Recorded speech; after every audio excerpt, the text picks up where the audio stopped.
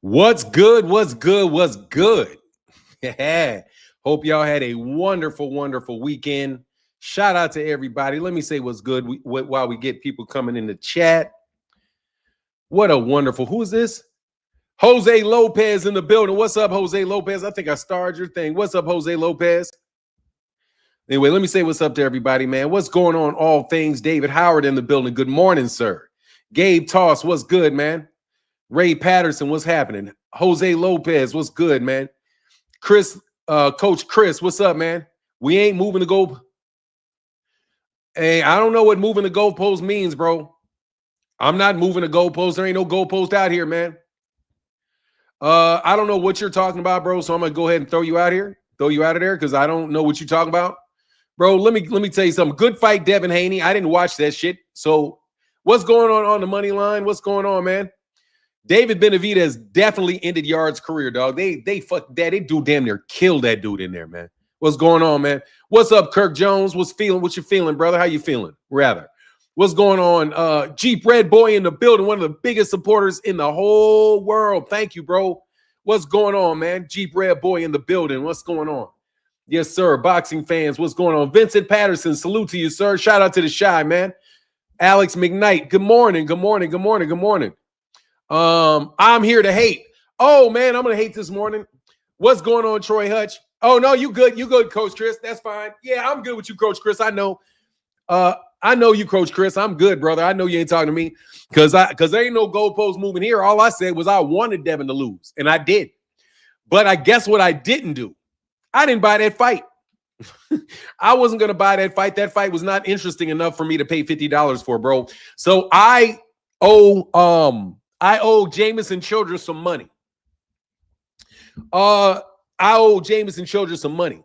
Anyway, let's start off by this, bro. I want to talk about David Benavidez, man. David Benavidez is going to be my number one pound for pound fighter if he beats somebody else up like that. Bam is the shit. Congratulations to Abdullah Mason. What up, Big Ray Life? Congratulations to Abdullah Mason. He went over there to Saudi Arabia, got it done against Sam Noakes. I'm really happy for him. David Benavidez is like my favorite active fighter, bro. What a savage, bro. What a savage. David Benavidez, Big Ray Life. What a man, what a savage, bro. What an incredible beatdown of Anthony Yard, dog. And did you hear what he said when he was beating up Anthony Yard, bro? It was ugly. He was like, nigga, fight back. Nigga, fight back. I was like, oh, shit. All the black, hey, dog, whatever bit of African was in David Benavidez, popped the fuck out in the middle of that ass whooping he put it on there, man. Somebody said Abdullah didn't win. Hey, it's on the list, bro. It's on the list. I don't care. Abdullah won the fight. This shit's on the list. I didn't see.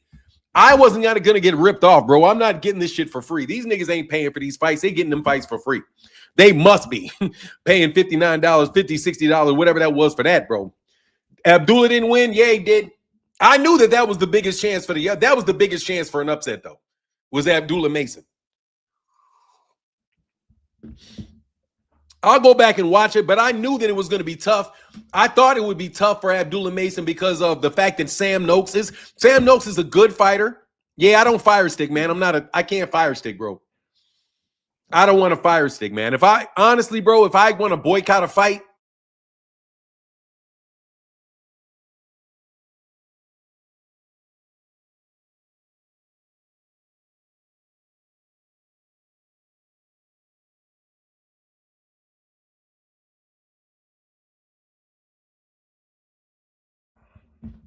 move this shit to the goddamn side. Tell me when I'm back. Hey, Kentrell, tell me when I'm back. Kentrell, tell me when I'm back. Let me know when I'm back. Let me know when I'm back. Let me know when I'm back. All right, cool. I'm back. I watch on YouTube right after the fights. Yeah, I'll do that, bro. But that's this long. I might watch them today. I'll watch them today. I'll go back and watch them today. But like I said, bro, I'm not paying Turkey Al-Sheikh any of my money. He's not getting. There will be no pay-per-view transactions between me and Riyadh season. No, there will not. Unless there's a Riyadh card where it's a PBC card. I'm paying. You know what I'm paying for? I'm paying for the fighters that I like. Yeah, bro, I don't really like Devin, man. I'm just being honest with you, bro. I mean, he's a very good fighter. He puts in the work, all of the above, bro. I don't have to, I'm not gonna like do too much shitting on Devin because on the real, man, Devin is a tough kid, man. You know what I mean? How you feel about the PBC card fight next? I feel like I'm buying it. I'm watching Lamont Roach, bro. I'm paying that. I'm buying that fight card next week for Lamont Roach. Abdullah won, but there's a lot to learn in his young career. First, he got to learn how to not get hit so much.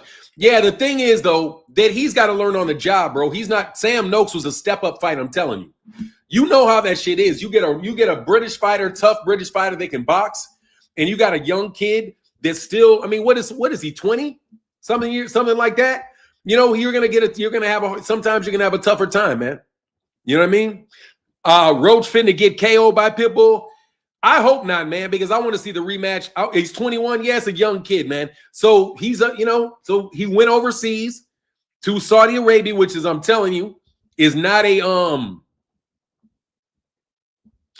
Sky Miller said I was wrong. Norman ain't got what it takes to go to the next level. No, he just needs to keep fighting, bro. Yeah, Noakes is a good fighter. I was happy. Abdullah paid it off, showed grit. Yeah, I knew that was coming. I knew that Sam Noakes was going to be a tough out for Abdullah Mason because Abdullah Mason's a kid and Sam Noakes is not a kid. You know what I mean? Like certain people, man. Like certain people want to, hey, bro, hey, Bud. Let me talk to you for a second, Bud. Bud, don't ghost me. Don't ghost comment on me, bro. Bud, if you're going to say some shit about me, bro, say some shit. Say it to me. That's what you said you would do. You said you would say shit to my face, bro. So why are you going to ghost accounts to say shit to me, Bud? But I know that was you, bro, that said that stupid shit last night, bro. Just so you know, bro. I know it was you, Bud. I know you're out there playing on your phone, bro, and you didn't like what I had to say, bro. Somebody probably shot it to you. Dog, you are a terrible winner, Bud. You're a terrible winner. You guys are terrible fucking winners, man. Every time you win, you complain, bro. If you win and then complain, bro, stop nagging so fucking much, Bud. If you win, you win. Be happy. It's like it's not good enough for you to be happy. You got to try to rub it in the face of people that didn't agree with you. Bro, that's bitch tendencies, man. I'm telling you. That's some bitch tendencies, man. I'm not a fan. I don't have to be a fan of Devin Haney, but I will not mistreat Devin Haney. You know what I mean? I did not watch the fight. I didn't watch it. The reason I didn't watch it because I was pretty sure Devin was going to win the fight. Brian Norman is a young green kid. I wanted Devin to win. I wanted Brian Norman to win, but you know what it is? I'm happy he got that paycheck. Devin was the more experienced. He's been in the ring much more at that level than Brian Norman Jr. had. And Brian Norman Jr. and Brian Norman Sr. got to go back to the lab and they got to get better, bro. You know what I mean? But when you have somebody like Devin who's been given everything, he's been given every conceivable advantage known to mankind in his life as far as it's related to boxing, that's going to be a tough out. You know what I mean? And unfortunately, Atlanta is not a hotbed for fighters. And I'm going to tell you one thing that Greg Hackett said that it really reminded me. This situation reminded me of something that Greg Hackett has said about Brian Norman. And he said, look, he's like, okay, you show up one time and you spar and you put in some good work, right?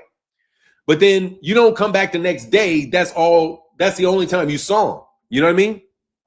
So now you got a situation where if you step up into that competition and they've seen you fight and they can make adjustments to you, boom, that's what happened. Yeah, I mean, I don't like to go against Greg Hackett. I know Greg knows his boxing. I know Brian Norman Jr. is nowhere near Boots. Hell no, but I mean, no, Devin waited. They waited until 147 until Jerron was out of that weight class, bro. Okay? They waited until Jerron was out of that weight class, bro. You know what I mean?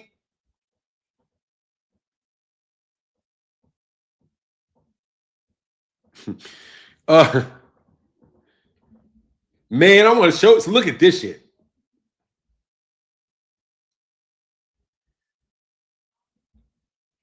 Man, did he give it to me? Man, oh, look at this shit. I can't believe this shit. Oh, rest in peace. Vanis. All right, everybody. There was a fighter that passed away. Vanis Martirosyan. If you guys remember Vanis Martirosyan, Vanis Martirosyan passed away at a very young age of skin cancer.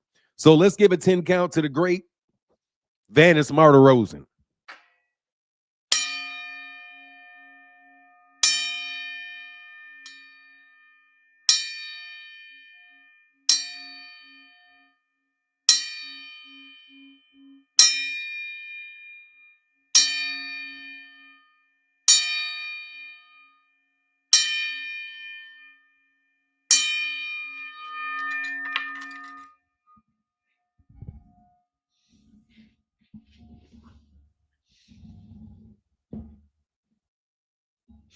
Hold on. Kokuya said, Fanon, Eddie and Turkey set up Matias to make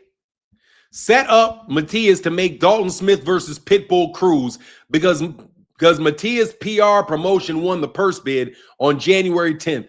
I'll drop an article later heading to work. Okay, Kokuya, look. Are you talking about how miraculously when Eddie Hearn loses a purse bid that didn't he get stripped? Didn't Matias get stripped? Subriel Matias just get stripped? He got stripped after they lost the purse bid.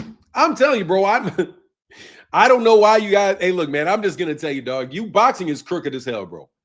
These guys are out here playing games with everything they can fucking play a game with, dog. Like, man, boxing is the most dog-eat-dog shit I've ever seen in my life, dog. But you niggas are dogs, bro, and I ain't no dog.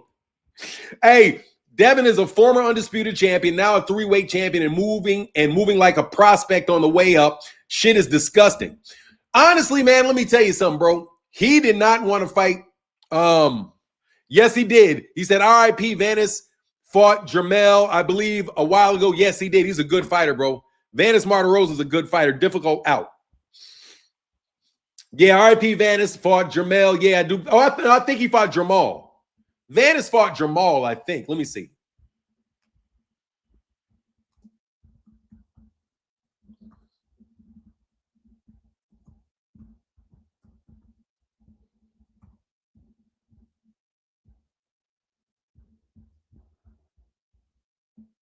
Young man, bro. Young man.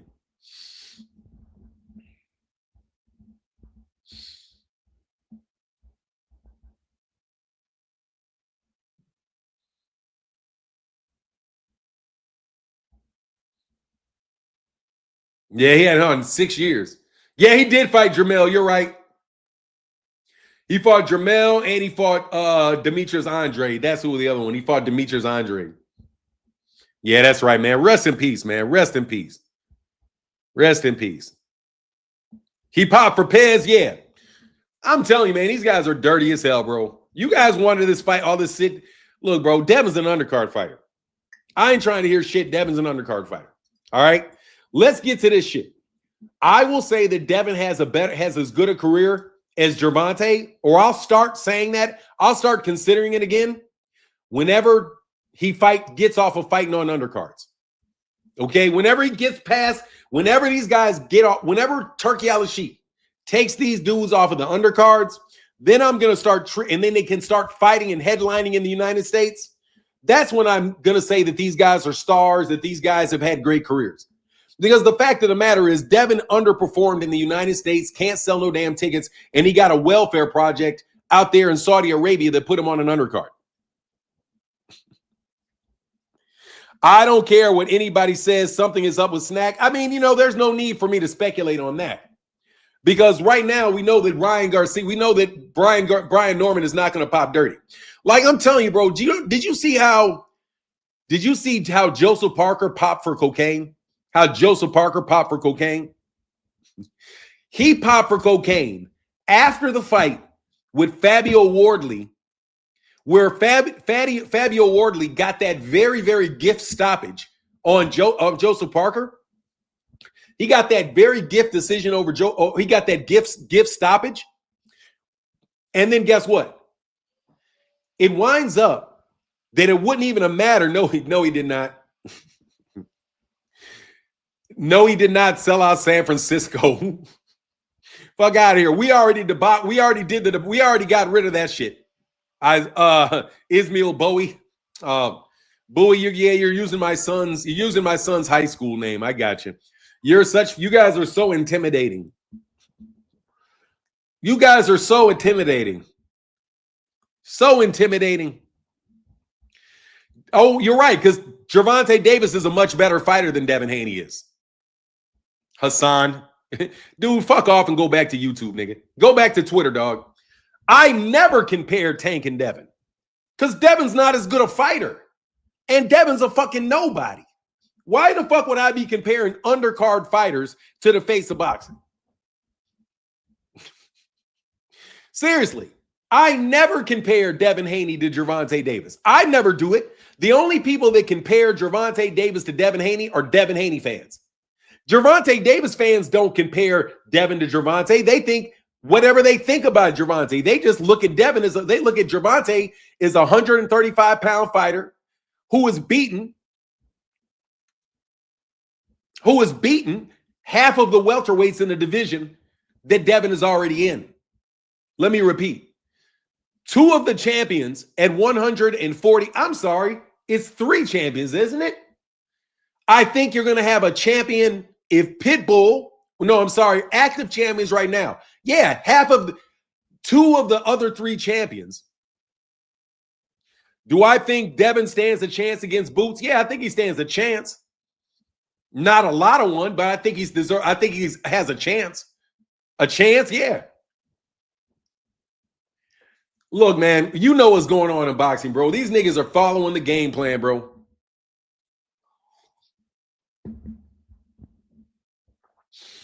Yeah, he's going to look good against Brian Norman Jr. Brian Norman Jr. is an inexperienced fighter, but that's cool. Good win. Let me tell you something, man. Devin Haney is a good fighter, bro, but we'll see what happens if he rematches Ryan Garcia. Because that's not Ryan Garcia, bro. Ryan Garcia was much faster. Ryan Garcia was fucking that dude up. We'll see what happens with Devin Haney when Devin Haney fights Ryan Garcia.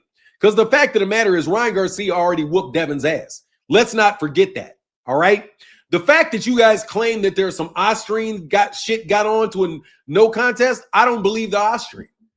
I don't believe that is the reason that Devin Haney got his ass whooped by Ryan Garcia. So you guys want to sit here talking. I did not forget that Ryan Garcia beat his ass. Okay? Do not forget, I have never seen Tank get his ass knocked down 5-6 fucking times, bro, and spread all over the fucking ring, bro. Okay? I've never seen that. I've seen that with Devin. So it's good to see that Devin got back on his bike after that ass whooping. He got a tune-up fight with Jose Ramirez that he treated like a tune-up fight. And then he fought for a world championship for the WBO belt against Brian Norman. And he won the fight. I'm happy for Devin for recovering from that ass whooping. I mean, seriously. Look at me, what, bro? Brian Norman, let me break this. Let me tell y'all what y'all like to do all the time. You all want to make Brian Norman into George fucking Foreman after the fight is over. Let me repeat. You guys are trying to make Brian Norman Jr. turn Brian Norman Jr. into George Foreman when the fight is over. Okay? If Tank had moved up and knocked out Brian Norman Jr., you would have said he cherry-picked a guy with no experience. Okay? That's what you do. But if Devin beats him, he's the greatest guy in the world, bro. We know what you guys are on, bro. We know the media. The fact of the matter is Devin is a very good fighter. Yes, he is. Otherwise, he would never be able to get through any of these fights. Not trying to say Devin's not a real fighter. But, bro, you're the ones trying to compare Devin to Gervonta. Gervonta fans ain't running around saying, oh, look what Gervonta did, won. Look what Gervonta did. Look what Gervonta did. He's better than. No, it never leaves their mouth, bro. They never watch a Tank fight and come out the Tank fight talking about Devin. It's Devin fans that come out of Devin fights talking about Tank. You see what I'm saying? Meanwhile, your boy is on a fucking undercard. You guys can rah all you want. Devin fought on an undercard, and I was not going to support a Devin Haney fight while his ass is on an undercard. You guys want to pay for Turki Al-Sheikh to treat him like a boy and put his ass on an undercard. No, bro. Devin should be a headline fighter. Yes, he should. He should be headlining in the United States. Brian Norman Jr. and them should have been a headlining fight in the United States. But they can't sell no fucking tickets. They can't sell no tickets. They don't really sell any pay-per-views. Man, you know, didn't nobody buy that damn pay-per-view? You know it. You know, didn't nobody buy that shit? No way, shape, form, fashion, bro. You ain't heard no buzz about the shit any fucking where. Nobody watched that shit this weekend, man. Because again, Turki Al-Sheikh is trying to kill American boxing. He's put American boxing on the most impossibly expensive shit to see Devin Haney, bro. I'm not paying that money, and I'm not going to be a thief and fire stick the shit. I'm just going to be honest with you and tell you, bro, no. You niggas, and by the way, there was only one fight. How many competitive fights were there? Bro, YouTubers eating crow this morning. I'm not eating. Why would any? Nobody has to eat crow for a Devin victory over Brian Norman, man. Who the fuck got to eat crow for some shit like that? They got 1 billion impressions. What you talking about exactly? Devin Haney was not buzzing all fucking weekend, bro. Nobody gave a fuck about Devin, bro. More people. Let me tell you something. Let me break something to you. Since you guys are all bots, just because bots are doing a lot of talking, that's the media doing the talking. That's just media bots talking about Devin. Those are not real people talking about Devin. I went to the golf court and I didn't see no Devin Haney t-shirts. I didn't hear anybody. Nobody called me and said, hey, man, what do you think about the Devin Haney fight? I got no phone calls. None. When Terrence Crawford was fighting Canelo, I got calls throughout the week leading into it. When Errol and Terrence Crawford, I got calls all the way. Hey, no, I'm not hating. Yes, I am hating. I'll say this. Watch, bro. Still hating? That's not funny, bro. You don't find that funny? Dude, your boy I'm just telling the truth. Devin Haney fought on a fucking, nobody saw Devin Haney fight this weekend, bro. Nobody paid to see Devin Haney fight this weekend. That shit was no way in the fucking world that shit made any money. Especially when you claim that these guys are making $12 million for the undercard, man. I feel sorry for Devin, man. I feel sorry for Devin's career, bro. Seriously, he can fight, bro, but he shouldn't be on an undercard, dog. It can... Bro, no, I do not sound like Jason Whitlock hating on Shador. First of all, fuck Devin Haney and fuck fat Jason Whitlock. I don't sound like anything. I'm just flat out telling you niggas, don't think you coming over here trying to rub my face in the fact that he beat Brian Norman Jr., bro. Who the fuck was Brian Norman Jr.? You guys Brian Norman Jr. got 2 easy championship fights that he won, and then he lost to Devin Haney, bro. Brian Norman Jr. let me tell you who Brian Norman Jr. is not. Brian is not Floyd Mayweather Jr., bro. Devin did not just beat Floyd Mayweather Jr., dog. Okay? Let me tell you who he did not beat. Haney did not beat Errol Spence. He didn't beat Terrence Crawford. He didn't beat Gervonta. He beat Brian Norman Jr. Brian Jr. has absolutely 0 notable wins. No disrespect. He's got 0 notable wins. What are you talking about? Bro, don't nobody give a shit about your bots, bro. You guys are bots, bro.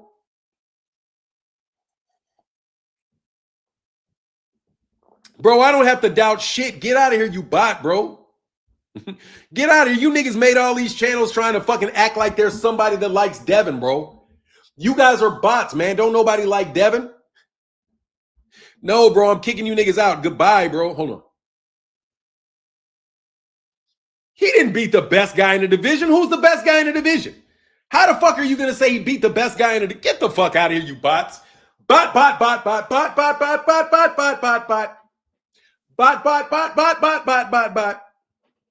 no, I'm not, nigga. Goodbye, nigga. You niggas are coming like in a group of 10. Goodbye, bro. Watch this. Like, bro, you guys are that desperate, dog. Your career is in that much jeopardy, nigga. You got bot. You got to put all these fucking bots to come talk to me. Nobody believes that you guys are real, man. That's nobody but Devin's little brother, Sean, Devin, Blue Blood, and you niggas sitting over a fucking keyboard trying to make as many names as you can possibly make before the morning starts so we can act like something's so like nobody likes Martin. Nobody likes Martin because I don't like him. Because first of all, acting just like I thought, bro. More fucking bot.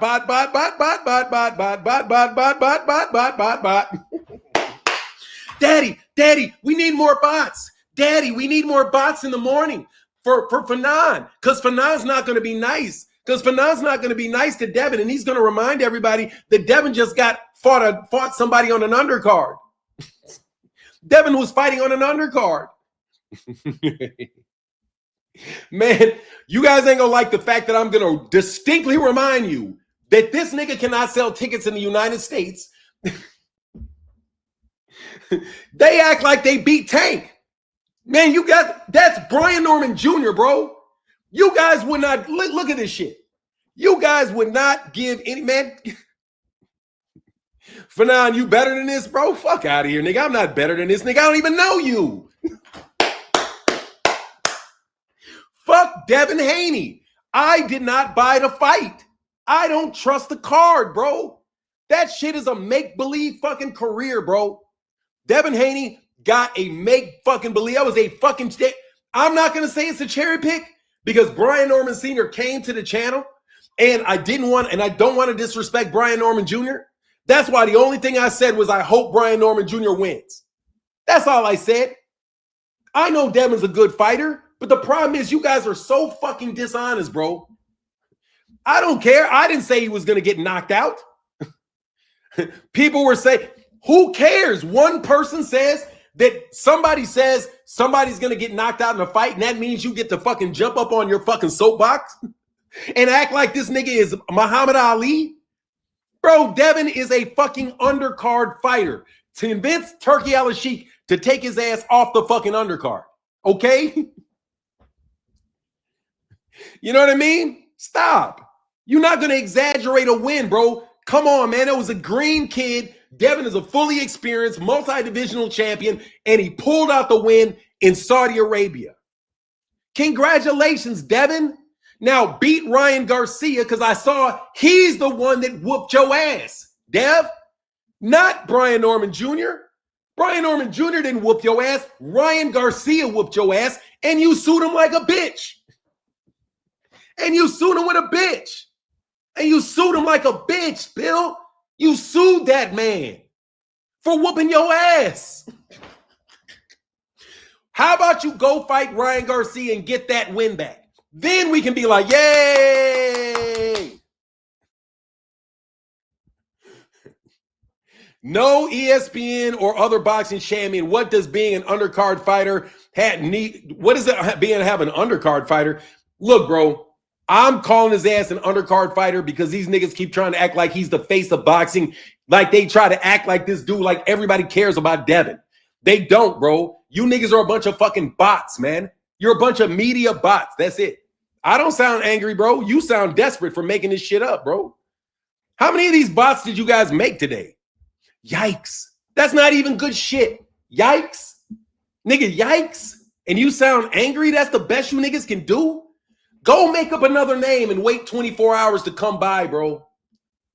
Go sit your ass down for 24 hours and make up 15 more fucking bot fucking comment sections to keep talking to me.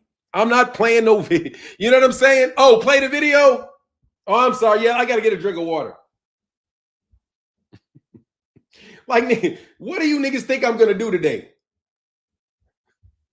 This is who we need to whoop right here, bro. Okay? Where'd it go? You don't know what I've been training like. You don't know the vision I have. You do. Now, no, I'm on fire. I'm on fire. I'm on fire. I'm strong. I'm strong. Strong. Fix this. I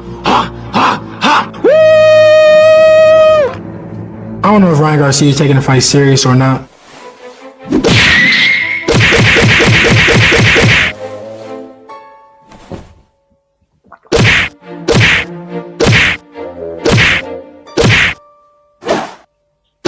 I'm strong. I'm strong. Strong.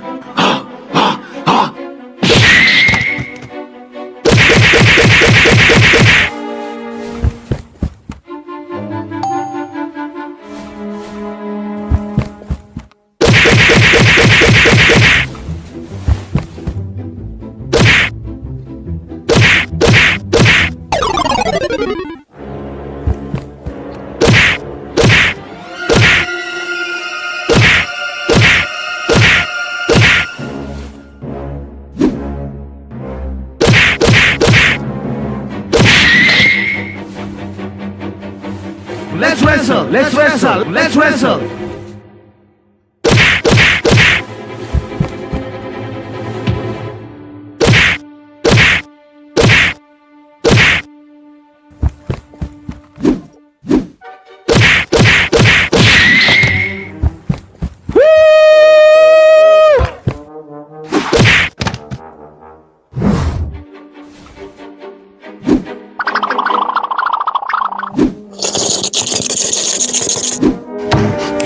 GQ, doing what I do.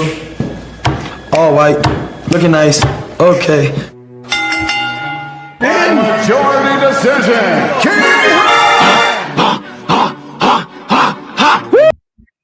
See, that's who Devin has to beat to get back to where he was. Ryan Garcia, dog. Okay? Not Brian Norman Jr., not Jose Ramirez, bro. He has to beat Ryan Garcia.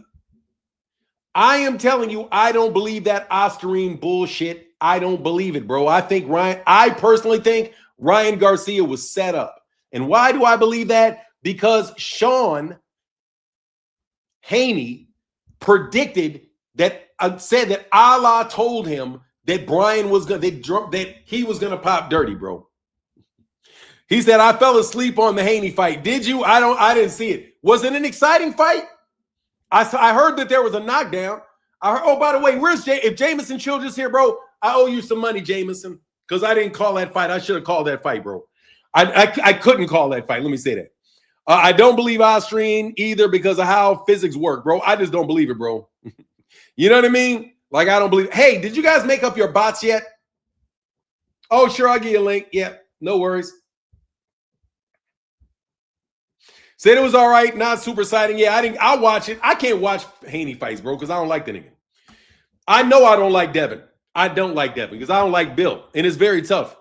And I'm just being honest with you, bro. They're bad for boxing, bro. And these dudes straight up and down, bro, are up here talking shit from an undercard. Like, you niggas are literally talking shit about Gervonta Davis when you're on an undercard, homie. Like, I don't even know how that works, bro. That's like an undercard fighter talking shit to Canelo. Like, how are you an undercard fighter talking shit to Canelo? I don't even get that. I don't get that. You know what I'm saying? Like, could you imagine Muhammad Ali's the face of boxing and there's an undercard fighter? There's an undercard fighter at middleweight talking shit? The fight right hand was up and Devin ducked every left hook from Norman. What else does Ryan have? What other skills? Dude, what skill does he have? He has this skill. Big drama show. Brian Norman Jr. Let me tell you how a human works. Let me tell you how humanity works, bro. All right. Just because Brian Norman didn't do something, doesn't mean somebody else can't. What are you talking about? Just because Brian Norman didn't land a left hook on Devin does not mean that Ryan Garcia cannot land a left hand on Devin. You want to know why? Because Ryan has a fucking right hand too. A long ass jab, straight ass jab with a lot more hand speed than Brian Norman Jr. has. So that's two different people. Everybody has a left hand. What do you mean? So you're saying because Brian Norman couldn't land a left hand, nobody else in the world can land a left hand on Devin? What's on your mind, King of Hayden? Oh, you know, it's Monday. It's Monday. You know, I'll come and say, like, man, I'm mad at Brian Norman Jr. He did everything right except when he got Devin on the ropes, he smothered his own punches and got tied up in the clinch. That's where he messed up in the fight. He got knocked down in round 2. That looked like a flash knockdown because he just went down on one knee, got back up, went right back at it.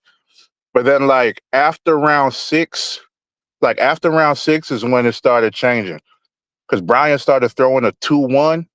I would catch Devin with it every single time. Like he throw the 2 as a feint and then come back with the jab, and he would catch Devin with that. And like every time Brian Norman landed a jab to Devin's head, like the first one was the end of round 1. Like it would snap Devin's head back. Like he just got hit with like a straight right. Like the top of his head was damn near touching his shoulder blades the way his head went back from the jab. Like that was really knocking his head back.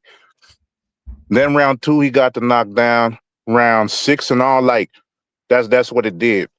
It would be like maybe 1 minute of Devin jabbing, and Brian Norman had no answer for the jab.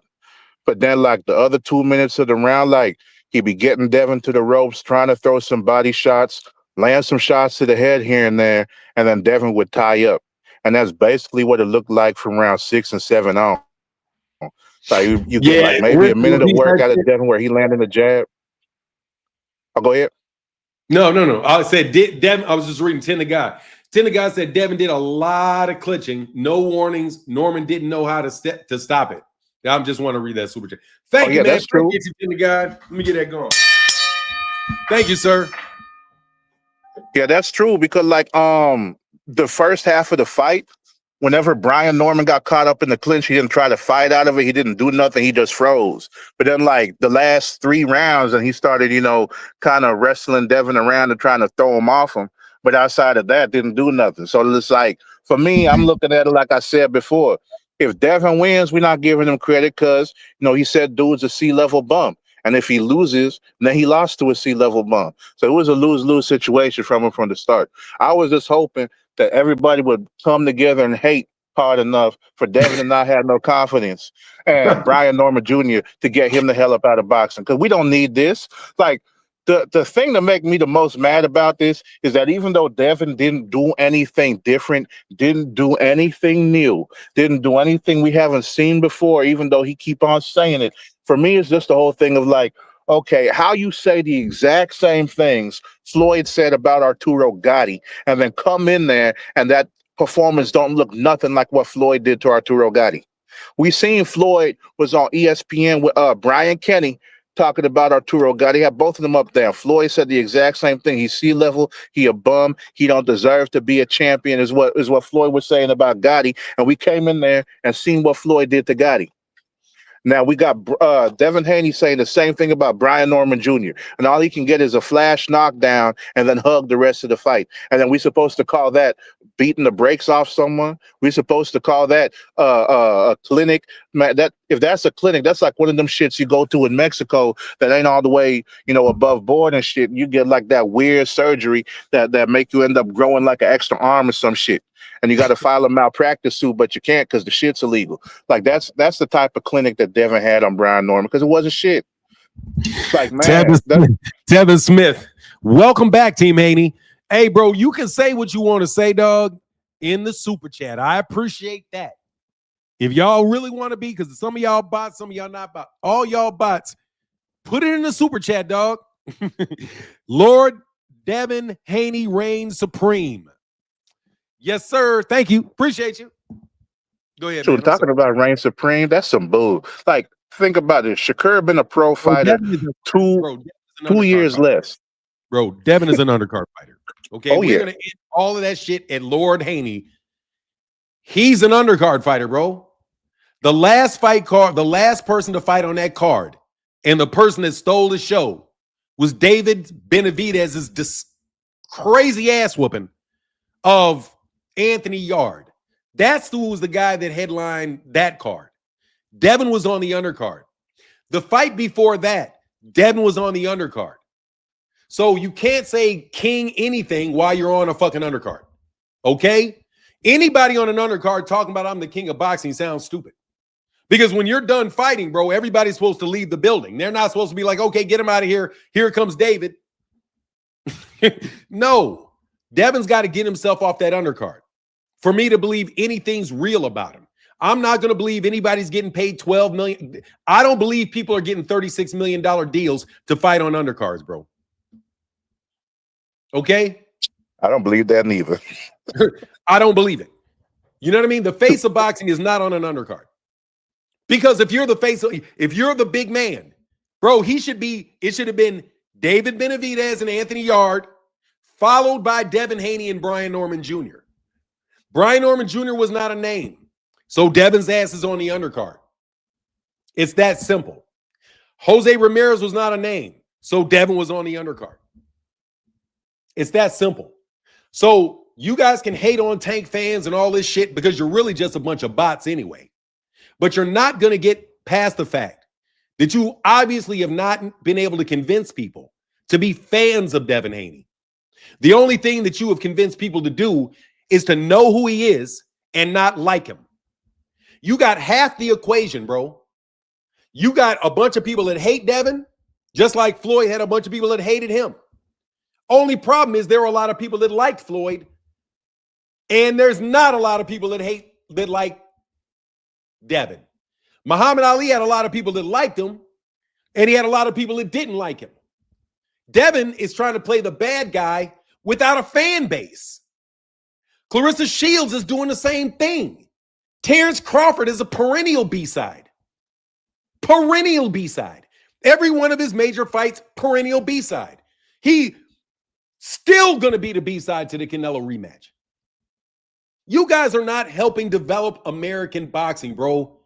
Muhammad Ali was never B-side to anybody ever. Mike Tyson, never B-side to anybody ever. Sugar Ray Leonard, never B-side to anybody else. When Floyd made it to the top, Floyd not B-side to anybody else. You guys are destroying American boxing. But we know you're not really, half of you niggas that are acting like you're American aren't even real Americans. That's why they wanted Anthony Yard as the last guy on that card. I'm not a sour lemon, nigga. I'm just telling you the truth. You're a sour lemon because for some fucking reason you're talking to me. I'm just telling you the truth. And we're going to get past any amount of bullshit you niggas want to spread. I rooted for Brian Norman, and I was really clear. I want Brian Norman to beat Devin Haney because I think Devin Haney is terrible for boxing, bro. I do. I think Bill is a fucking pariah. I think they are involved in a lot of dumb shit and that he is a fucking pariah, and I hope that he retires and Devin leaves the sport. I'm being very honest with you. Straight up and down. I can't wait for them to leave the sport because they're so divisive. They're so divisive. Not because they're bad people, because they're so divisive. Look at how you guys respond. You guys get 15, 20 bot accounts to come over here and start trying to harass somebody 2 days after the fight. You guys are divisive. Every time Gervonta Davis does something well, you niggas come over here trying to dog Gervonta, because you want everything to be, it's Gervonta versus Devin. No, nobody gives a fuck about Devin. Nobody gives a fuck about Devin.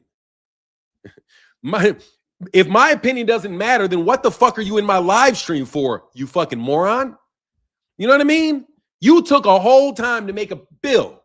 Let me help you for a second, Bill. I'm going to let Phoenix cook. Bill, nobody believes your shell game, Bill. Nobody believes you, Bill. All of your moves, bro, I already know all your moves, dog. Your son is an undercard fighter because of your big ass mouth. Nobody likes you, Bill, because you're an asshole. You are underhanded. You are sneaky, vindictive, and just a general asshole. And it feeds off into your son. And people don't fucking like your son. And Christy Martin said it. Christy Martin was talking about Clarissa Shields, but the principle still applies. You have to have somebody that likes and supports you. At a certain point, you have to endear yourself to the fans. That's not ever going to happen with Devin Haney. It's never going to happen with Bill Haney. Never. Because they've burned every single solitary American brig they have. And now they're over there in Saudi Arabia fighting on undercards, praising Turki al-Sheikh. And if he's gone, they're gone. And you guys didn't sell or make any money in that fight. No fucking way did you guys have any major amount of people that actually paid $50 for that fight in the middle of the afternoon. You guys are hustling backwards and still talking shit. Gervonta Davis, he didn't get that fight with Jake Paul. But bro, they didn't say, "Ooh, let's see if we can get Devin to fight Jake Paul." Did you ever hear Jake Paul mention Devin's name? Did you hear, dude, guess who was a replacement fighter for Gervonta? Terrence Crawford is a replacement fighter. I don't know if he turned it down or they turned him down. But if there was any serious discussions, it was them turning Terrence Crawford down. Because there is no fucking way Jake Paul's really trying to fight Terrence Crawford. So he settles for a more winnable fight, which is, by the way, what they said, a more winnable fight against Anthony Joshua. That's how big Gervonta is. Meanwhile, you guys want to hop on here and talk shit because you guys beat basically an unknown fighter on an undercard. You beat an unknown fighter on an undercard and you niggas is popping out. You guys is popping big shit. Like, I don't even get that shit. No, they weren't, bro. They're being talked about. Dude, there's only 3,000 people that are talking. Tevis. No, that's a bunch of bots and a bunch of media ploy. Who cares? Just because there's a bunch of bots putting up videos and there's a bunch of people going back and forth, 15, 20 people. Bro, 15, 20 people can make it seem like there's thousands of people. There's not. I'm telling you, Devin Haney is not an attraction. He's not a pay-per-view attraction. He's just not. You know what I mean? And you niggas want to put him at the top of boxing. Well, maybe that's why the top fighters are now on undercards. Because you guys wanted this nigga to be the face of boxing in America so bad, and he flopped on his fucking face. And now he's on an undercard, but you're still trying to sell it. Anyway, man, I'm not saying that Haney uses growth hormones or nothing. I don't know whether he did anything. I'm not getting into that today. All I'm saying is, nigga, you're on an undercard. Do you not know you're on an undercard? You talking shit from the undercard. You cannot talk shit to Gervonta Davis from an undercard. You just can't do it. Okay?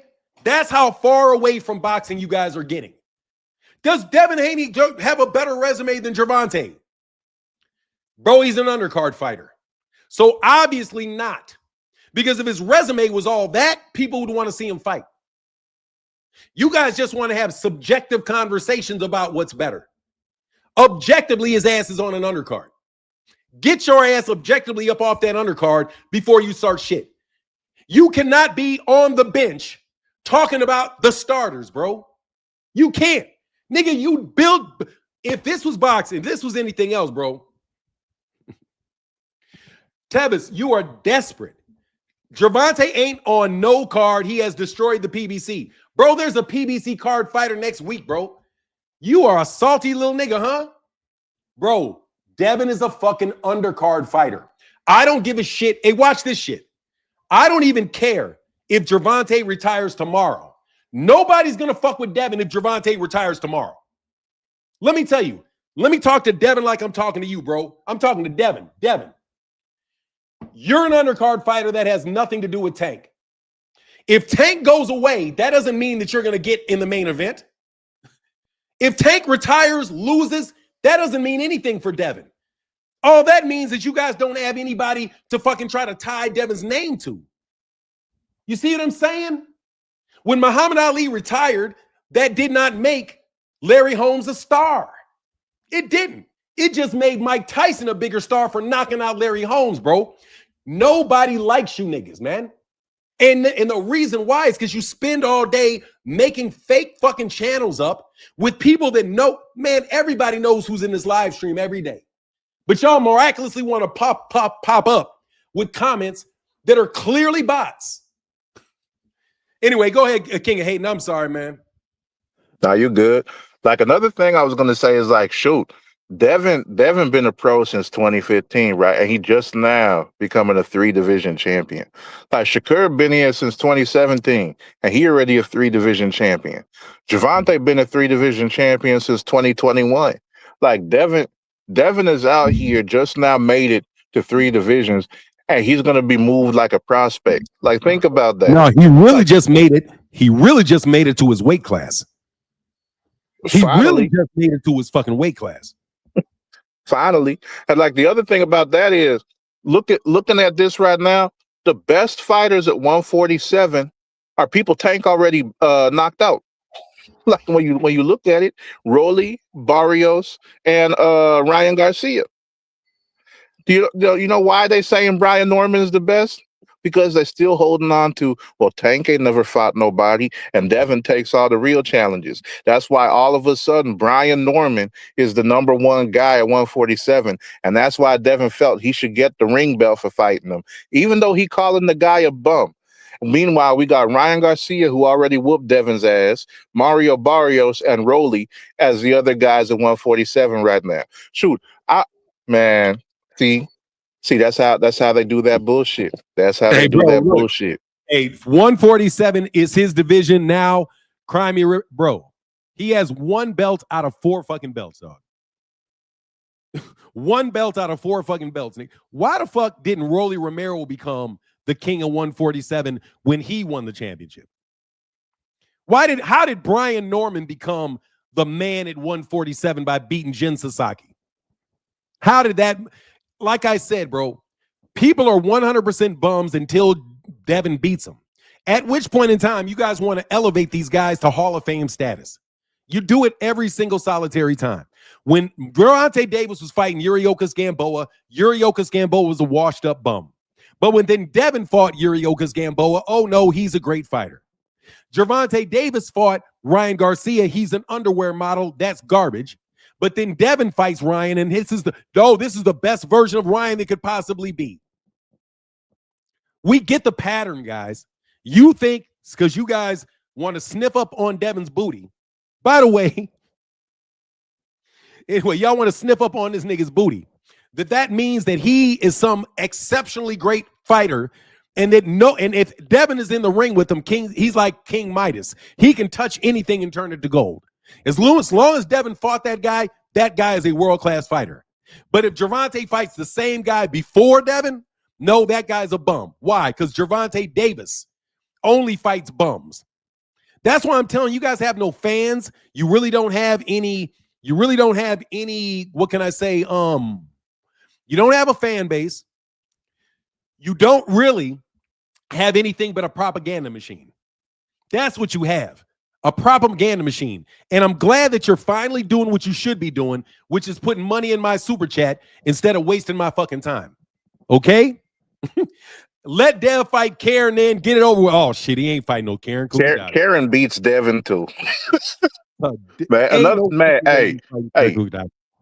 we've been calling Devin BBL Devi because, BBL is AKA fake ass. So we saying he a fake ass nigga. But, man, like, this whole bum thing, he'd be talking about people as bums before they fight him, and all of a sudden they lifted up to elite status when Devin beat him. Like, we're going to call that the boxing bum list. That's still a BBL because it's fake ass shit being uplifted. Why the hell we gonna let Devin get away with this shit? This is why I wanted his ass to lose, because I knew as soon as he won, it would be back to the same old bullshit. It would be back to all these people saying he the greatest thing they ever seen. It'd be back to all these people talking about, man, look at Devin's boxing IQ. Like, I don't get it. How we got this guy in here who's called so many fighters bums, who's called so many fighters C-level, who said he's so many levels above all these people, and then he get up in there and go tooth and nail with the people. Why? Like, what? This is like, and this ain't to be mean or insensitive or nothing, but it's like, saying you the smartest kid in the special ed class, man. Like I can't do it. I can't do it, man. Like this nigga Devin, man, he gotta go. He gotta go. And I don't care how he go. I don't care if it's because, like, he doing too much in the gym and he blow out his knee or some shit. He just need to get out of boxing. Cause I cannot stand this nigga, man. Like, boxing has been so bad with him and Bill, and like 10 years is too long. 10 years is too long, man. All the lies they done told, all the deceit. Hold on one second. Bro, you won $5,500 believing the opposite of y'all? A fool and his money is soon parted, buddy. Keep betting on Dev. The next fight, keep putting your money on Devin. Trust me. The gambler's going to get that money back. And how much are you in the hole for betting on Ryan? How much are you in the hole when Devin got beat up by Ryan? You know damn well y'all didn't make that money back. But anyway, I don't gamble, Don Casper, because I know boxing is rigged as fuck, bro. So I don't bet, so I don't gamble. But have a nice day.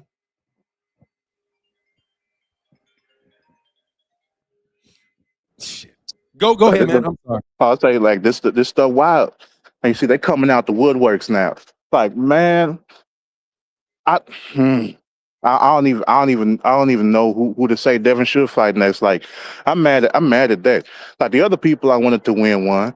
I was glad that David Benavidez went out there. He did his thing. That 18 punch combo he threw with one hand because Yard didn't want to let go of him.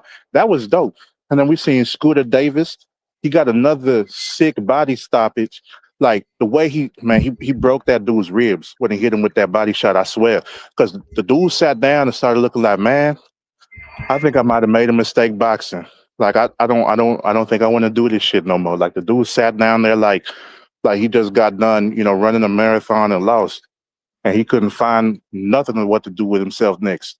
And then we got Abdullah Mason. Abdullah Mason looked good. Like, I'm glad he didn't take Shakur Stevenson's advice, because he wouldn't have had the performance that we had on Saturday from him. Like, Abdullah Mason showed. Bro, there was only 70 punches landed by. He landed 70 punches, bro. Haney. Same as Ramirez. 70 fucking punches. Isn't that a record low? Yeah, he doubled. That's the second time he's hit that record low. He did it with Ramirez in Times Square. So did he stink it up, or is the because I'll go back and watch it. Did he stink the place up or something? There's a lot of holding. That's what you said. No, there was a lot of holding, bro. Like 2 minutes of the last round was holding. Literally 2 minutes. I'm not exaggerating. 2 minutes of the last round was holding. Like Devin, after he got that knockdown, like Brian Norman adjusted. His adjustment was, one, he started cutting off the ring a little more. And then he stopped jumping into his punches. He was jumping into his punches a lot after that knockdown, and that was getting him caught on the way in. But then he started stopping that, and then ended up getting Devin to the ropes and trying to throw body shots and some punches upstairs. And then Devin just kind of became timid after that. Cause like every time Brian Norman would throw like the 2-1, like Devin would get caught by that one, and it would snap his head back. It kind of looked like he was shell shocked. Like, you remember how Errol Spence was reacting to Bud's jabs, looking like he got hit with haymakers? Yeah. Devin was kind of looking like that. He had one shot he had jumped into. He tried to come in with a left hook, and Brian caught him with a short left because Devin had jumped into it. Like, it's in the middle of round 7. And then like after that, it went back to, oh yeah, let me go ahead and jab and hold. So that was pretty much the determining factor. And then like he started. Go ahead, I'm listening. Oh, I was saying like, yeah, that basically made Devin go back to what we've seen against Ramirez. Like, but like I said, the only difference here is like Brian was able to, cut off the ring, but when he got up in front of Devin's face there, he get tied up because he was fighting at the wrong range. He kept smothering his punches. He kept getting too close when he should have stayed at a range where he could, go ahead and counter whenever Devin tried to reach out and grab him. And that's where things fell apart for him. And, people looking at this saying that Devin can come back and beat Ryan. Nah, because we've seen what happened with Ryan when he was getting them knockdowns on Devin. Like, it was the straight punches apart from the left hook. The straight punches was doing it, and Devin still did that same thing when he gets caught clean. That I've been saying for a while. He back up in a straight line. He was still doing that. So for me, it's just like, yeah, he ain't do nothing we ain't seen before. And it's one thing to pay attention to, because how good Devin looks isn't because of what Devin is doing. Like, it's because of what his opponents is doing or not able to do. That's a determining factor. It's different from other people like Floyd, who he's always compared to. How good Floyd looked is because of what he knows how to do in the ring, So, when I'm looking at it like that, it's like I'm not going to give Devin no credit for beating the bum. We're not doing no uplifting of bums here. None. We don't do this BBL shit in boxing. We ain't doing that. So, I'm not giving no credit. I stand on that. But looking forward to that PBC card coming up in a couple of weeks. Because hey, like who was it that was saying Gervonta did PBC dirty? Why is two of his opponents about the headline? See, when people fight Gervonta Davis, everybody eats, and when people fight Devin Haney, everybody sleep. That's the whole thing that people ain't understand. The tank can actually uplift people. It's like when you put something new in the ecosystem and everything thrives. That's kind of what you have there whenever you see one of his fights end up happening, because everybody end up blowing up after that. Like, think about that. We got the top 3 people in 147 as tank opponents. We got a big card coming up this coming, is it this weekend or next? Whatever the 6th is. The 6th is the week after next. Yeah, and that's both his opponents. So he like whenever we're talking about elevating, like, shoot, if that don't speak to elite status, I don't know what does. But I'll go ahead and leave you with that. All right, bro. Thank you, man. Appreciate you, dog. Yeah, for sure. I did not know this shit. All right, man. Get back. So I got to go back and watch it. I got to go back and watch this shit. I can't give Devin any credit or not give any credit because I didn't see the fight, because I was not paying $50 for that fucking fight card. I'm going to tell you, they're not slicking me out of no more fucking money. I'm just telling you. They're not slicking me out of no more money, bro. If I don't want to watch this fucking fight, then I don't know who you are, bro. I'm not letting you up. And I'm banning you for even acting like you want to come up. I'm not taking anybody I don't know. What is this? Crypto Georgian shit? No, thank you, brother. Yeah, I'm not going to steal a fight. I see you 2 Cent and I see you be more bully. So anyway, like I'm doing, that was a good breakdown. Look, all I'm saying is this, bro. Don't act like that. Don't act like Brian Norman Jr. Don't act like he's George Foreman, okay? You know what I'm saying? Y'all are good on giving Devin his credit, bro. Like, here's the thing. I'll let y'all up, but let me finish what I'm saying real quick before y'all go. Look, bro. All you Devin Haney fans are incredible at giving Devin Haney his credit. Every ounce of his credit. You guys don't give Gervonta Davis credit for shit. So I'm not giving Devin credit for shit that Devin didn't earn. And I'm for real. Until that nigga, and because you guys are going to want to keep riding Gervonta's name and his. Bro, you're an undercard fighter. When you get the fuck up off that undercard, hell yeah, I'm going to pay it. Yes, I am. You know why I'm going to pay for it? Because I want to support the people because they're not assholes, context perspective. Yes, I am. You know why? Because the same way that Europeans buy trash-ass European fight cards on Matchroom and Queensland, I support American boxing. I don't support Saudi Arabian boxing. If you want to have a fight in Saudi Arabia, I'm not paying for it. I will pay for fights in the United States. I will. I bought top rank cards. But bro, what you guys are doing on DAZN, the way that you guys are trying to exploit the American dollar, it's too over the top. We pay $60 for the same thing people in UK pay 25 to 30% less for. If you look at how much they charge in the UK, it's like 25 pounds, which is like $34. But we got to pay $50. Why do we have to pay $16 more to see our fighters on DAZN? And not only that, we have to have a subscription to DAZN, which is a European app. Almost everything on that fucking fight on that app is some snooker, some soccer, some bullshit we don't even watch here. So I don't get any fucking value out of it. But yet they pump a bunch of promotional dollars into the United States to create all kind of disruption. These same people bigging up Saudi Arabia are the same people attacking Gervonta Davis. The same people bigging up fucking Saudi Arabia in the black community are the same people bigging up Bill Haney and Devin Haney, and the coincidence is not missed. Okay? So for me, fuck Devin Haney until he fights Ryan Garcia. I would support Brian Norman Sr. Jr. because his father came by the channel. Cool, everything is good. I hope you do well. But let's not get it twisted. That is not Marvelous Marvin Hagler. Okay? It's not. Devin did not just walk into the ring with Tommy Hearns and dominate Tommy Hearns. He didn't do it. What he did was he beat a green kid who was athletically gifted and is a good fighter that can develop into being a better fighter over time. So I'm giving him credit for what he did, which is beating Brian Norman Jr. I'm not going to start giving him credit for shit he didn't do, which is headline that card. You're on the undercard, Devin. And that's a reality check to you, buddy, because the winner last night was David Benavidez. Only people that are going to look at any highlights of that shit and be like, whoa, are David Benavidez fans, because David Benavidez literally beat Anthony Yarde half to death. Nah, bro, 70 punches, grab. I didn't even see it.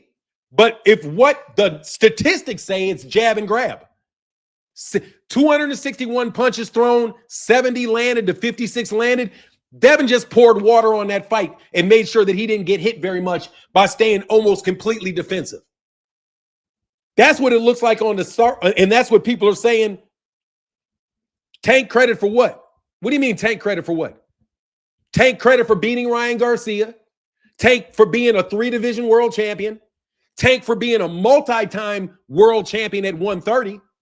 Because let's not forget, Tank was a major world champion twice at 130. He won it one time, then he lost it on the scale, then he came back and won it a second time. So he's a 2-time champion at 130. He's a 1-time champion at 135 and a 1-time champion at 140. So if you want to count all the times that he won championships, he did it 4 times in 3 divisions. And he beat 2 reigning world champions at 147 right now. If you think Devin is the king of 147, you must think that that means something, right? So if Devin is the king of 147 and that means something, then you can't disrespect the other champions and say that they're no good, right? And say, oh, Rolly's no good. Rolly's no good. Barrios is no good. So what do you look for? Oh, there was a rehydration clause in that. How the fuck do we not know that there was a rehydration clause in there with Brian Norman? How do we know there wasn't one there? How do we know that fucking that Devin Haney ain't doing all kind of shit at Snac? All kind of shit. You niggas want to hang on the fact that there was a rehydration clause for a fight when he moved up. But anyway, like I said, bro, you guys don't give Gervonta Davis credit for anything. You want to act like his career is completely make-believe. But at the same time, Devin has fought multiple people. Multiple people that Gervonta Davis has fought.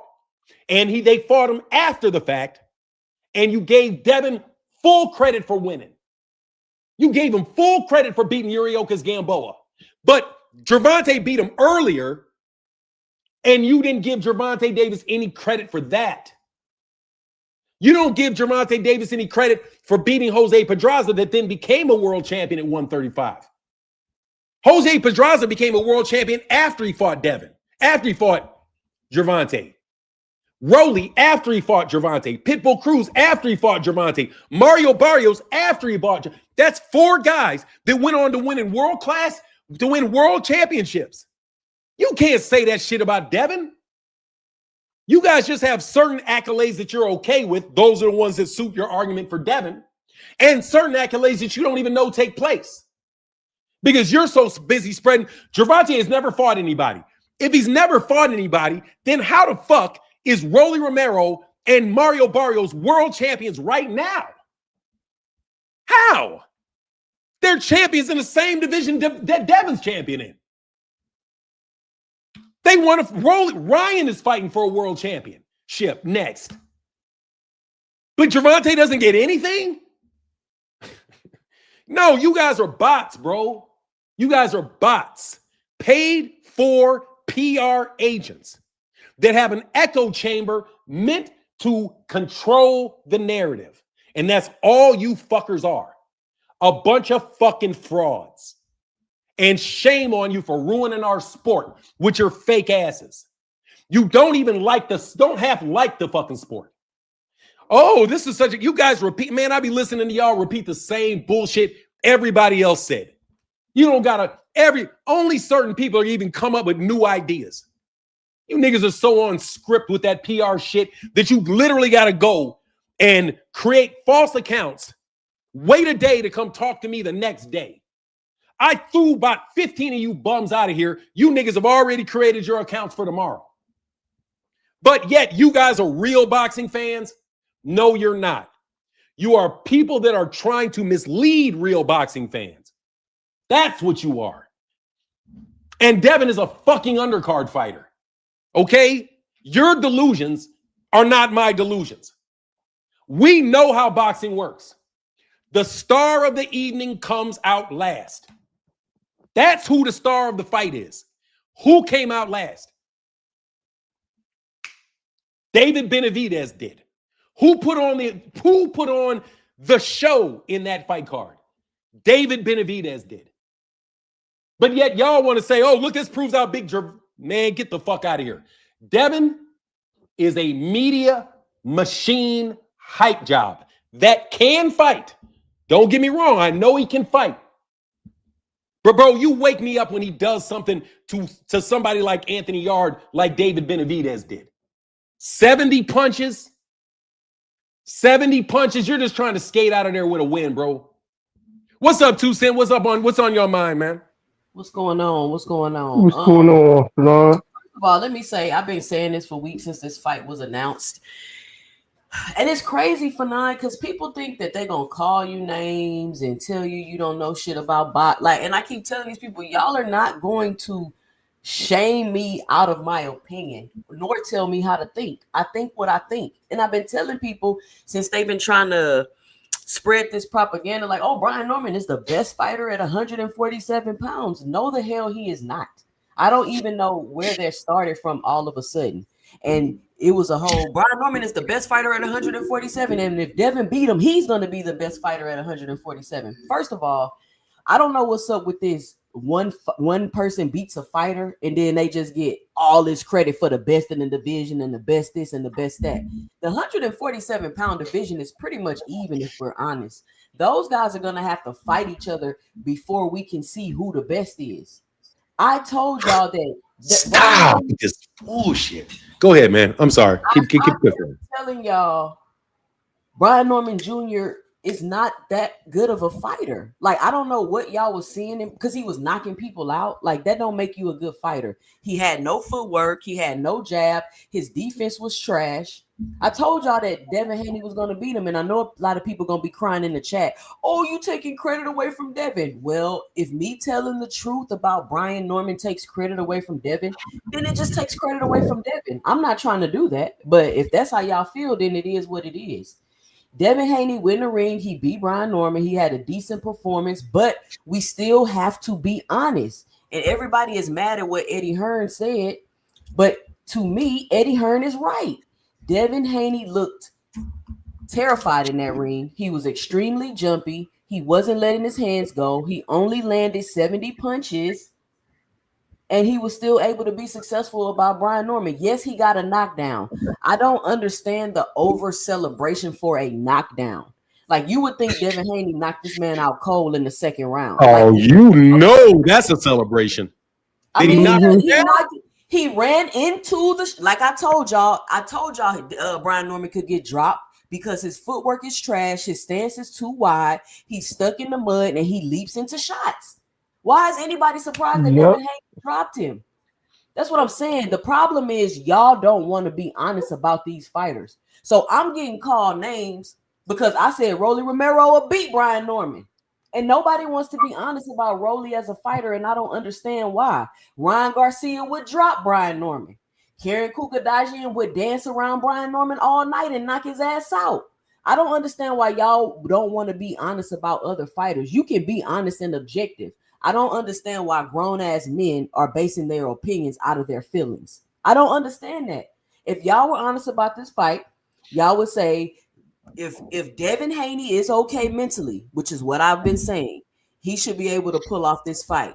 However, to me, that question mark about Devin is still there because y'all criticize who other people fight, don't give them credit for nothing. And then when Devin and Shakur fight people, y'all point out every little good thing they did. Y'all give them the most credit for regular shit that happens in boxing, and then they the best in the world. No, Devin Haney still has to. Now all of a sudden, Devin Haney should go fight Boots. Devin Haney gonna be undisputed at 147. No, he still has to fight everybody else and mix it up. We're not going to give people this imaginary credit that people feel that they deserve when they haven't done anything yet. Brian Norman Jr. was not the best fighter at 147 pounds. Matter of fact, after that performance, do y'all still think that he could beat Rolly? Do y'all still think that he could beat Karen? Do y'all still think that he would beat Ryan? That's my question. Like, y'all got to be honest, for real. The man couldn't even get no punches off. He couldn't do anything in that ring because him and his daddy had no clue what to do. Period. It's like they didn't even prepare for Devin Haney, to be honest with you. Like, they just thought Brian was going to go in there and just punk Devin. And on top of that, Devin was still fucking bigger than Brian Norman. Like, how do you keep moving up and you still the bigger man? Because he's a middleweight. But that's my 2 cents about it.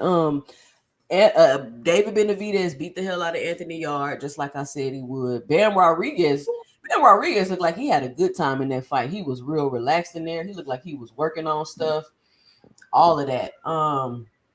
Abdullah Mason. And this is the thing, right? How can y'all see a fight like the Abdullah Mason fight and then try to act like Devin Haney just did something so spectacular? Like, seriously. How do y'all watch fighters like Abdullah Mason and Gary Russell and then try to throw in my face that these fighters is so great that don't want to take no risk and no chances? That's why they don't have huge fan bases, because they just want to be safe in there. Oh, well, he knocked him down the second round, so he was just coasting the rest of the fight. Why? You're in a combat sport. Why are you coasting in a fight with somebody that clearly is not on your level at all? He's not on your level at all. Why are you coasting in the fight because you knocked him down in the second? Like, I don't understand that. Be more bully. What up, man? Seemed to me after that. Oh, hey, Paul, one second. Let me get this super chat real quick. Tevin Smith said David saw the PBC boat sink, and that's why he's out there in rehab. No, stupid.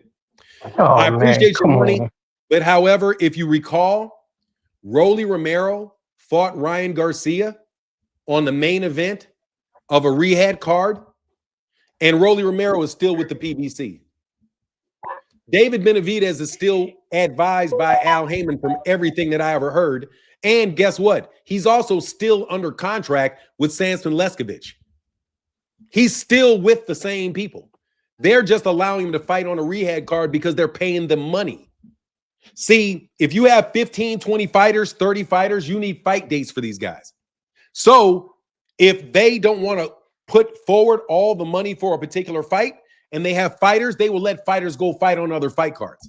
That's what the PBC has done. They've always done that. You had Sean Porter that went over to ESPN to fight Terrence Crawford. See, you guys are these anti-PBC bots that just keep repeating the same stupid shit. Okay? David Benavidez, and real quick, just I'll finish. I'll give it to you. And one last thing, it doesn't matter if the PBC is failing or not. Devin is still a fucking undercard fighter. Okay, I hate to talk to you like you're a child, Tevin, but I have to talk to you like you're a child. You failed your grade in your class. You cannot defend yourself by saying, "Oh, 3 other people failed too." No, we'll deal with the other people that failed, but we're going to focus on you right now and not allow you to deflect the conversation onto somebody else. See, that's a way that you deflect. You want to bring up the PBC because David Benavidez fought in rehab? Bro, he's not the first PBC fighter to fight in rehab. Far from the first one to do it. And there's nothing to say that he won't go back and fight on Amazon. But you know why David Benavidez did this? He did it because that's where all the fights are. He's at 175. He has to do what he needs to do to get those belts, which is to go chase Bivol. Bivol is on DAZN. David Benavidez started doing business with DAZN.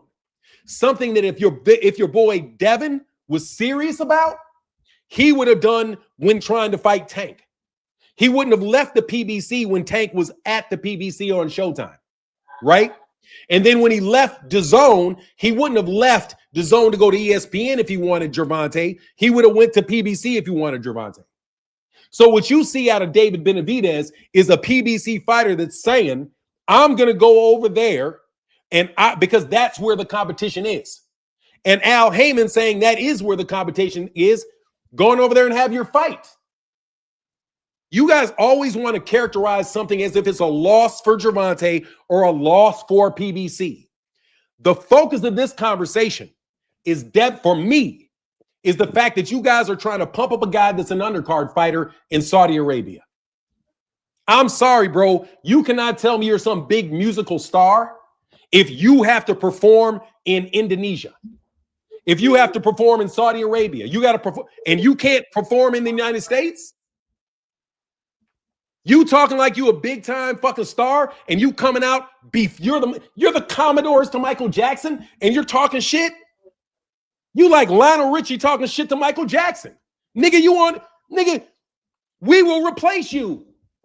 You see what I'm saying? What I know to give Devin credit for is the things that Devin can do. Devin is a good fighter. Yes, he is. Very fundamentally sound. He's a brave young man to get in there and fight, all those good things. He won the fight that he won. But you guys are absolutely trying to tear down Gervonta. And you absolutely compare Devin Haney to Gervonta constantly. And you don't give Gervonta credit for anything and give Devin credit for everything. I cannot show a video of this. Like you weren't good in the beginning, remember? Like nobody took you serious. You don't know what I've been training. Like you don't know the vision I have. You do now. No, I'm on fire. I'm on fire. I'm on fire. What are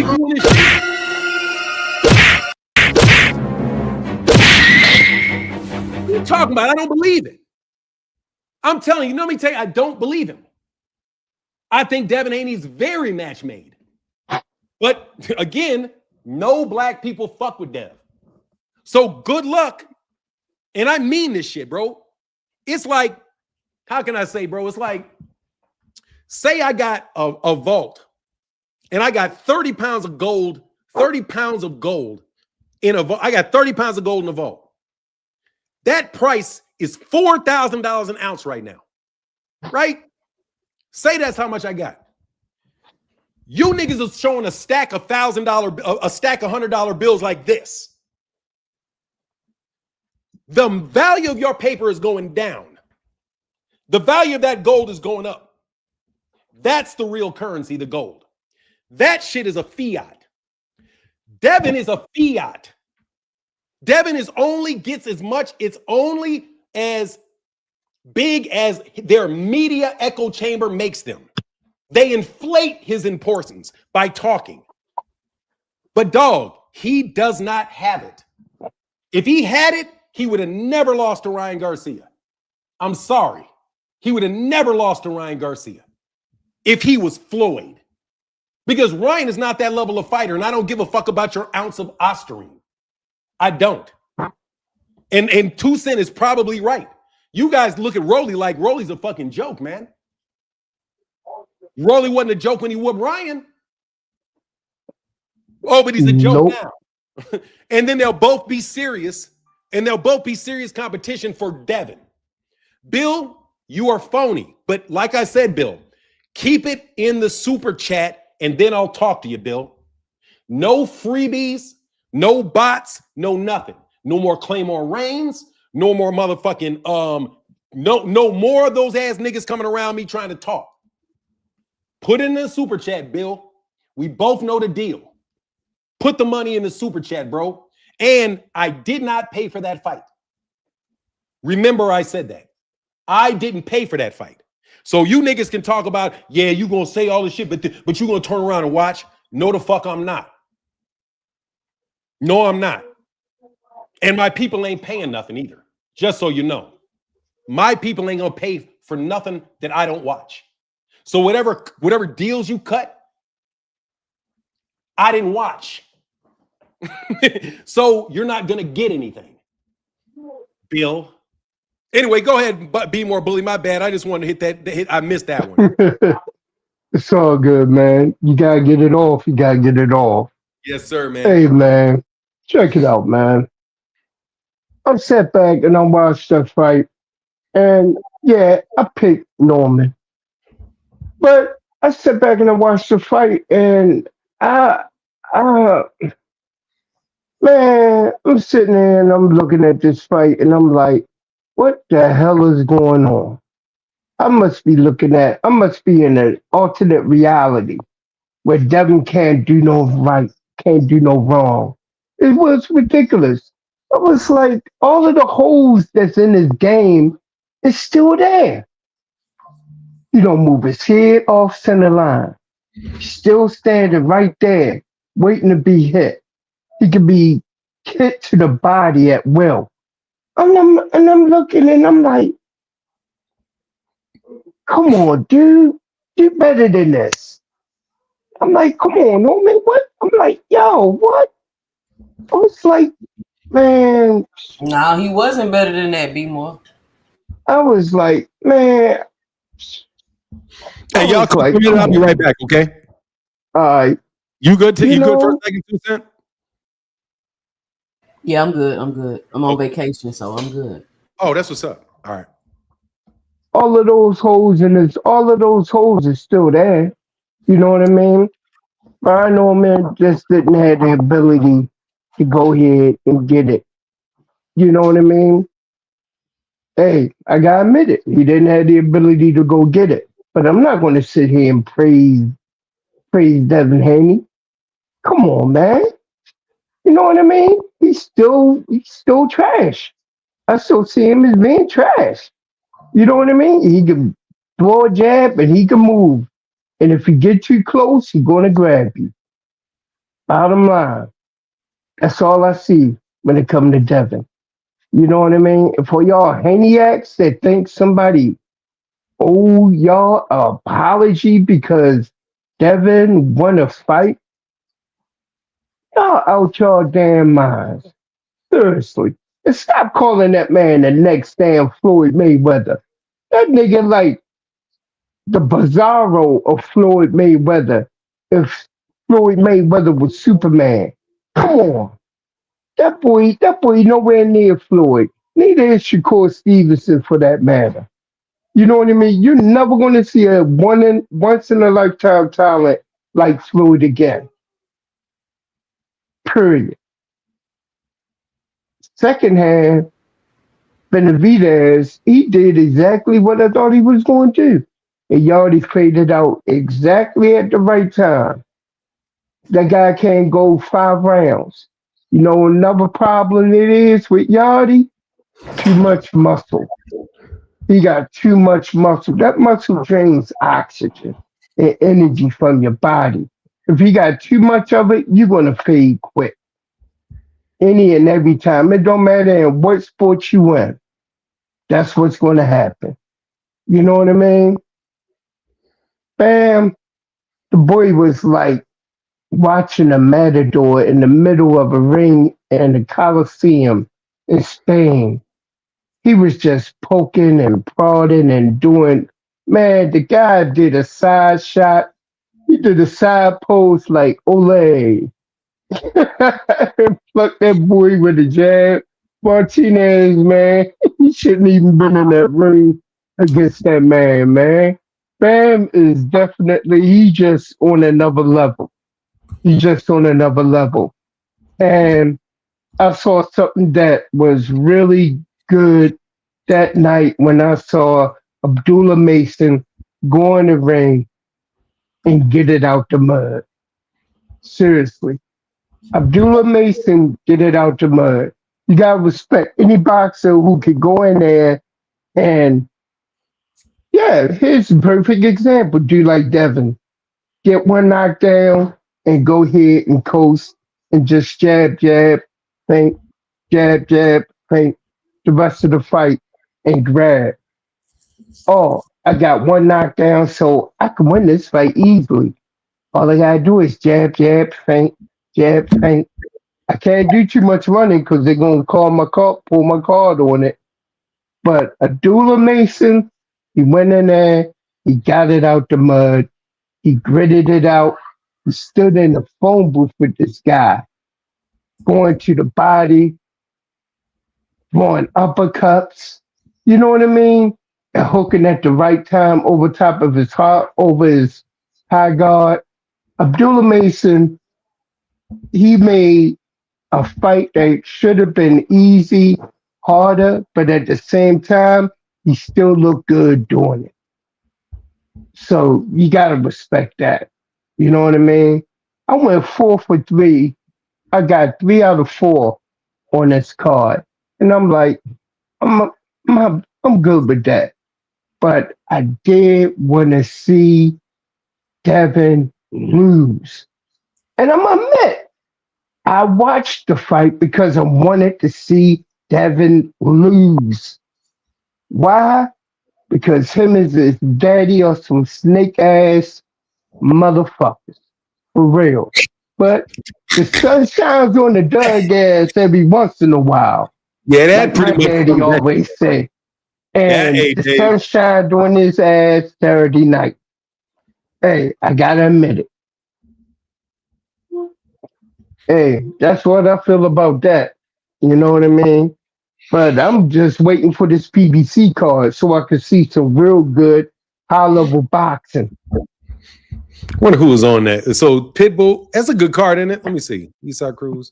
You heard about Sabril Matias, Fanon, about him popping for the Austrian in New York again? Yeah, he magically popped for Austrian on New York for a fight that Eddie Hearn and them lost the fucking purse bid on. Yeah. Like there's 2 things that I saw 2 cent that bugged the fuck out of me because I'm telling you, I just fundamentally do not believe in fucking coincidences, bro. So I think they double time fucking what's his name? Joseph Parker. Like you see Joseph Parker test positive for cocaine. Mm-hmm. He positive, yeah. He was that in New York? No, watch, that shit's in the UK. That was in the UK, London. Yeah, he popped dirty for cocaine during the Fabio Wardley fight.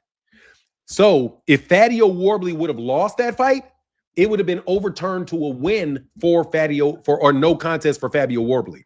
But right after that, they elevated Fabio Wardley to the full WBO championship.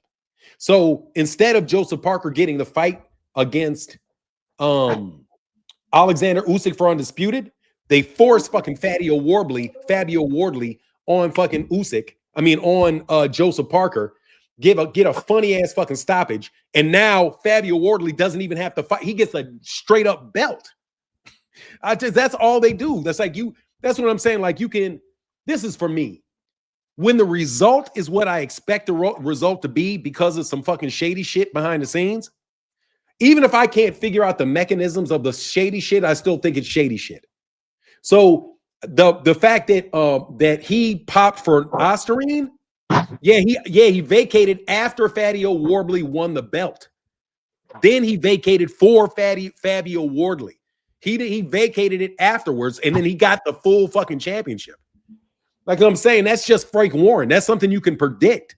So the other particular issue with Matthias getting fucking him popping for Osterine, it's like I said, man, I just don't. I mean, either he could have been on Osterine. These guys keep making terrible fucking choices with Osterine. Because my understanding is the Osterine doesn't even do shit. But anyway, they wound up getting that belt back. You know what I mean? And it's going to wind up who's going to fight for that belt? Eastside Cruz and those guys are fighting for that belt, right? I don't know. I think they're fighting for that vacant to belt. Make the belt vacant so that Dalton Smith and Puello could fight for it. I think that Dalton. It was trying to elevate the winner. WBC? That's for the WBC, right? I think so. I think so, yeah. Okay. Yeah, I mean, I think a lot of this shit is funny business, but hey, man, it is what it is. I know who he ain't gonna get. I know this for sure. The people that are most suspected for juice never get caught. No, That's what I say. And how funny is it? It was Vada. When people say, well, why don't y'all talk about the people that got caught? They're already caught. They're already caught. What do you mean? Say what about them? They're already caught. What do we need to talk about them for? They're already caught. We talk about the people we suspect. I don't understand that logic. Yeah, it's tough on me, man, because bro, I just remember, I just saw these pictures of Bud Crawford, bro, from 3 years ago. He looks like a totally different person, man. He looks like a totally fucking totally different person, man. Like, go back and look at him talking to Errol Spence before those guys made that fight 4 or 5 years ago. Look at him walking during COVID. Man, matter of fact, I saw Bud Crawford during COVID, bro. That is a thin, lanky guy. You cannot tell me that when I saw, and he didn't look drained, he didn't look anything like that. His face was full. It wasn't during a fight. Man, I'm just telling you, bro, these dudes are literally growing before our eyes, bro. But they always catch somebody. But it always seems to be that these people are either well, I guess they didn't catch. They caught Canelo, and Canelo was not dispensable. But they caught Tyson Fury. When Tyson, it's weird, man. I don't know, man. I hope these guys get off dope, but I really think most of these fighters are on dope, and they're just catching them selectively. That's my worry. If you know all these guys are doing it, and you're just pretty much just waiting to see which one you're gonna catch. You're going to stay away from the big name fighters that are really important for boxing. I had never even the way that Terrence Crawford's team responded to me saying he looked like a juice monster was so fucking over the top. Then I'm like, okay, you guys are in super defensive Terrence Crawford mode, despite the fact that we know steroids is active in boxing. The reason why, and to your point, 2 Cent, the reason why you suspect other people is because people have been caught. And those people were guilty before they were caught. Why don't you talk about the people that were caught? Well, when they got caught, before they got caught, they hadn't been caught. So the fact that they got caught is evidence that they were using it before and had not been caught. So since I use it for that purposes, I know that them getting caught means there's more people out there doing it. And they have not been caught. It's not easy to stay ahead of those drugs either. I want to know why the fuck people are just using shit that don't work though. Because the guy from More Plates, More Dates said if you're going to use for boxing, he's like, Osterine is some shit that you don't want to use. It's extraordinarily detectable. So they're like, why would these guys be using extraordinarily detectable and easily planted subject? Hey, I don't believe them, man. I just think they're playing games, bro. That's my personal belief. Yeah. And I think that is funny that it was Vada who popped them. And you know how that good look for Sabril Matias, considering that he's killed somebody in the ring before. He's known as a a knockout puncher. But I don't think that the Austrian is giving people these extraordinary gifts like people would make it seem. I don't really think it works like that. And Wada has already came out and said how many people are popping for Austrian because these companies are making supplements in the same factories that use Austrian to make other stuff, and those supplements are getting contaminated. So Yeah. I mean, you always gotta take that into consideration, especially something that's like with Austrian or something like that, where people's supplements can be tainted. And I want to know, do y'all Fanon and B more, do y'all think that Devin is actually hold on 1 second. You playing games and stay away from my boy Blue, you zest monster. Brother, you're calling another man your boy. That's somebody. Stay away from my man Blue. I ain't got nothing to say to that nigga, man. Go ahead, man. Sorry. Crazy. As if Blue needs you to defend him, bro. Cut it out. I mean, I don't know, bro. I think these niggas are trying. I think these niggas desperately want to make up. But I'm too far gone. I'm not fucking with these niggas, man. I'm not fucking with them. I'm sick of this shit. I really, truly believe that people, and I'm not saying Bud, I'm not saying Bill, I believe these people are fucking cheating their asses off.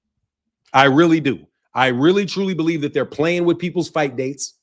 I absolutely do not believe that bullshit about Gervonta and that shit that Jake Paul said about seeing a video and how he punched the girl in the face. Bro, that shit was 25 days ago. Where the fuck is the videotape? Exactly. 25 days ago. Where's the arrest? Your shit just got huge for like 15 minutes and then just went away. It's kind of like if you look at people who buy views, like you know they're buying views on videos because their videos going like this, and then all of a sudden it goes boom. And like 10 million, a million people watch it. Kind of like what happened with Clarissa Shields. Her shit went like this. You know what I mean? And then your shit went way big, and then it dropped off. You know what I mean? That's how that was the attention. That was the attention paid to Gervonta Davis and this assault. Everybody in boxing, but nobody outside of the boxing world, really. No media outside of the boxing world went at him. Everybody in the boxing world, all of Turkey Al-Sheikh's media bots went at him. All of a sudden, the fight breaks up, and then all of the accusations just go away, and nobody even talks about it anymore. Where is the fucking video? Where is the video of Gervonta Davis punching the girl in his face, Jake? Where's the video? Where are the charges? It's 25 days. It's 25 days since this woman claimed she was kidnapped. In front of a crowd of people. But no police charges? I believe you guys concocted that horse shit just to get Gervonta Davis off of his fight. I know certain people that brag because I got a good memory. You guys talk a lot of shit when I'm around, and sometimes y'all don't think, bro, I will remember what the fuck you said 6 years ago when the time is appropriate. And I remember when you said, you know how to get fighters out of fights. You know how to get fighters out of fights. If you have a rematch clause, I know how to get people out of fights. Things like moral turpitude, moral turpitude clauses, right? Where you say, okay, this we can. Wait, what's that? A moral turpitude clause is something like, I'm going to do business with you, 2 Cent, as long as you don't do anything that jeopardizes my name. So me and you have a good contract. We don't care what the product is. I'm buying your product, all of that, right? And I got a contract to buy it. But then say you go out and beat up some girl and get accused of what Gervonta got accused of. I can then say, oh, nope, I'm out of this because of moral turpitude. I do not have, because if you do something that's going to get attached to me that's ethically or morally way out of whack, I have a clause in my contract that allows me to pull out. So that's why NBA players can get thrown off teams if they do crazy shit. Exactly. And they'll toss them off the fucking team because of their moral turpitude clauses. So anyway, I am still waiting for anything legitimate to happen to Gervonta Davis. For a kidnapping. Look how big the story they said was. He punched her in her face, dragged her through a crowd into a private room, beat her up. I guess he dragged her out of the club and then to the parking lot and punched her in the face where the video is. But yet none of this has come out. No, you guys just bitch. You know what happened more than likely? Jake Paul bitched out of the fucking fight. That's what it was. And you guys needed a fucking way to put the shit on Gervonta's fucking head. So Gervonta has a reputation for being aggressive with women. You tell a believable fucking story that is probably horse shit, and then you pull out of the fight. Mm-hmm. Yeah, I find it mighty coincidental. I'm telling you, stop for a second. I find it mighty coincidental that Devin Haney was accused of the same thing. He was accused by a girl of the same thing. That shit magically went away. Nobody say a mumbling word about it. Nobody's saying, oh, nobody should be fighting that guy. He a baby mama kicker. Mm-hmm. He's got accusations of that shit on his head. But you guys don't say nothing about his shit. Everything miraculously got put on Gervonta again. No, man, you guys are the same people that told me that you know how to get people out of fights. You're the same people sitting next to me talking about hitting licks and all kind of other corny shit, bro. I did not know what you guys meant at the time you were saying it because I'm not from the same city as you and I didn't know your vernacular. I know your vernacular now. You niggas are hitting licks and getting people out of fights. You probably putting Ostrine in people's shit to get the losses taken away. Mr. Fancy Pants nigga. Who knows full well. Hold on one second. Don't cut me off, B1 Bully. I'll let you go in a second. I know what you do because you bragged to me about the fact that you were doing it. You bragged to me about the fact that you could do it. And don't act like everybody in boxing ain't watching me. I already got you bozos up on 5 Ricos. Trust me, everybody's going to fucking snitch on you niggas. So nah, bro, I think you guys are make-believing. I think you're playing make-believe. Make-believe. You want a make-believe champion that can be like Floyd, so you're just going to fucking make Devin Floyd. Like, it don't matter that don't nobody give a fuck about Devin. You're just going to make him Floyd. You're going to give this nigga every opportunity, every chance, 2-3 chances. If somebody beats him, you better believe everybody's worried about whether the guy's going to pop dirty afterwards. You had a whole bunch of niggas that are street niggas backing you on lawsuits for battery in a boxing ring. That's how fucking desperate you niggas were. Now you want to sell this nigga like a comeback when he's on an undercard. He's Turkey Al-Sheik's water boy. But y'all are just going to make this nigga Floyd Mayweather Jr., man. Because that's what you probably Floyd wanted to be. Then let's get back to the guy that threw the fucking monkey wrench in all your fucking plans. This nigga right here. All your fucking plans to make this nigga the king of boxing goes away because of this nigga right here. You know what I'm saying? Because that little nigga right there wound up taking it all. Go ahead and cook, y'all, man. My bad. I was going to say one thing because what 2 Cents has said about Ostrine reminded me of something. So like the people talking about Ostrine, like, okay, whether it make you stronger or gives you more muscle, like the thing is, like you still got to weigh in at the weight you fighting at. And the thing with that is like, okay, let's say Ryan. Hold on one second, bro. Hold on one second. I didn't watch Devin's fight. Hoe ass. I didn't watch Devin's fight.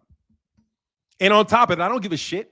I can watch him all I want to watch him. Still doesn't mean he ain't a piece of shit. The fuck are you talking about? Bill, you think because somebody looks at your son that they have to like him? You niggas are delusional. That's why you niggas are going broke. You niggas have to fight in Saudi Arabia, bro, on undercards, bro. Shut the fuck up. You thought that you can make this nigga popular and he's not popular. He's not. There's nothing exciting about your son. He's boring as fuck. He doesn't get any knockouts. He's an arrogant asshole that doesn't anybody like. I'm sorry, he's second fiddle to Gervonta, and even if Gervonta Davis loses and quits boxing, he's still going to be second fiddle to Gervonta. You're never going to get past it, bro. We're talking about the dumb nigga. We're talking about him dumbass because he just had a fight on Friday. He just had a fight on Saturday. We always talk about fighters after they fight, stupid. I'm done. I promise I won't cut off anymore. Are you good? I was saying, like, okay, let's say a fighter weigh 145 and they fight at 140, right? Okay, they got to drop 5 pounds. But let's say they go ahead and take some steroids or whatever. They blow up, 5 pounds of muscle, right? Okay, well, now they got to lose 10 pounds because they are 150 instead of 145. And that 10 pounds either going to have to be fat or they're going to have to dehydrate themselves and lose that water weight. Either way, they still got to get down to 140. And when you're looking at punching power, that's the equation for force. Force equal mass times acceleration. So if you want something to do more damage, either it got to weigh more or it got to move faster. But we know it's not weighing more because you still got to weigh in at the fight weight. And could we say that Ryan's hands were significantly faster than anything we ever seen, or did he look lethargic in that fight against Devin? So he's not heavier, he's not punching faster, but we're supposed to believe that there's another way that punches can do more damage. Ain't no other way. So with that said, man, people bringing up Austrian just because they ain't got no other way of understanding. Like, yo, Devin is not what they think they are. I got a 15-minute video breaking down all the things Rolly did right and what Devin did wrong against Ryan Garcia. A 15-minute video, and I didn't even have to say nothing. I just let the captions and the footage tell the story. Because, sometimes people just need to go ahead and see what's happening, because then they can't disagree with you because you ain't saying shit. You're just showing them the events. Same thing with what we just seen this past weekend with Devin. They keep on having to tell you, and people is believing it. Some people is disagreeing, but like we can't change what our eyes are seeing. But that's what I wanted to say, because Two Cents reminded me on that whenever she had brought it up. Did you hear what Eddie Hearn said? What did you think about Eddie Hearn saying that? Because Devin's not going to be top-level competition landing 70 punches. So what do you think about what Eddie Hearn said? People in the uproar, they're crying, Eddie Hearn hating and racist and all this extra stuff. But I think Eddie Hearn made a good point about how people aren't going to want to fight Devin because he's not going to want to engage. And I just want to address that now, before we get the everybody ducking him, they don't want to fight him conversation. What you think? What y'all think about that? Well, I agree with you, because that's the same reason I've been saying people don't want to fight Shakur, because people talking about they duck, and it's like, nah, if you win that type of fight, your promoter got to worry about how that's going to hurt your stock, and you got to worry about how that's going to hurt your stock, because you're going to be known for being in a boring fight and most likely losing. And nobody want to see that. It'll be like, oh, you was in that boring fight and didn't do nothing. Like, you were just hugging the whole time. We don't want to see you again. So it's not just bad for Devin as far as his marketability, but now that's something that's double, because whoever's going to put a fight on for Devin, they got to look at, okay, how's Devin going to fight? And then are we going to find an opponent that's going to be cool with that? And is their promoter going to be cool with it? And then that other fighter's promoter is going to be looking at the same thing, like, yeah, this is one of my guys that, we building up. He could be a name, but if we have him be in this boring fight, that's not going to be good for him, and then that's going to hurt his career. We're not going to be able to market that.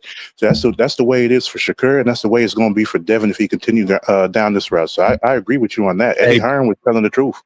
Hey, look, man. Let me draw a parallel, bro. There was you remember NBA Live, like Madden? Yeah. Man, there was this dude I used to play. As soon as his ass got up as soon as he got up a fucking field goal, he would run the fucking clock out for the whole half. Like, we'd be like, bro, and then sometimes we play, how sometimes he get way up, like he gets up by 20 points. And if he's up by 21 points and he scores 3 touchdowns in the first half and it's 21-7, this dude is literally gonna fucking put that shit on, set his fucking controller down, and watch that shit run down every fucking play. And so I'm like, bro, if you're gonna fucking do that shit, cut the fucking game off and stop wasting my fucking time. I'm tired of this, dude. This is not fucking fun. You're just being obnoxious, bro. That's lame as fuck. We're trying to have fun here, bro. Okay, we're not here to fucking try to play goofy fucking games just so you can get a win and stink shit up and frustrate some fucking body. That shit, the way that fucking Shakur fights sucks. It does. It doesn't suck as far as winning a boxing match. It doesn't. He can win a lot of boxing matches like that.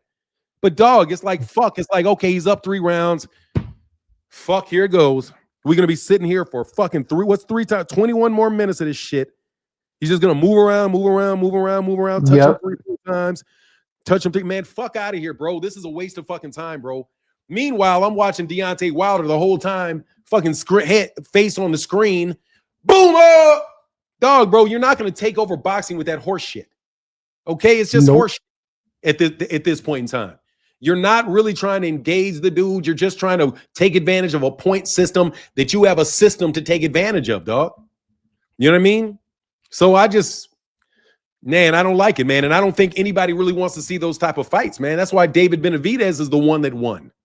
Because, dog, I want to go see that fucking, like, the only fight that I'm upset that I missed is the David Benavidez yard fight. I'll watch him on replay, but I probably won't watch the Devin on replay because now that it's over, I know there's no reason to watch it. I saw the knockdown. It was a nice little 2-punch combination that got the knockdown, but I know that there's nothing else in that next 12 minutes, in the next 12 3-minute rounds, it's going to be enough for me to spend an hour and a half to go watch it again.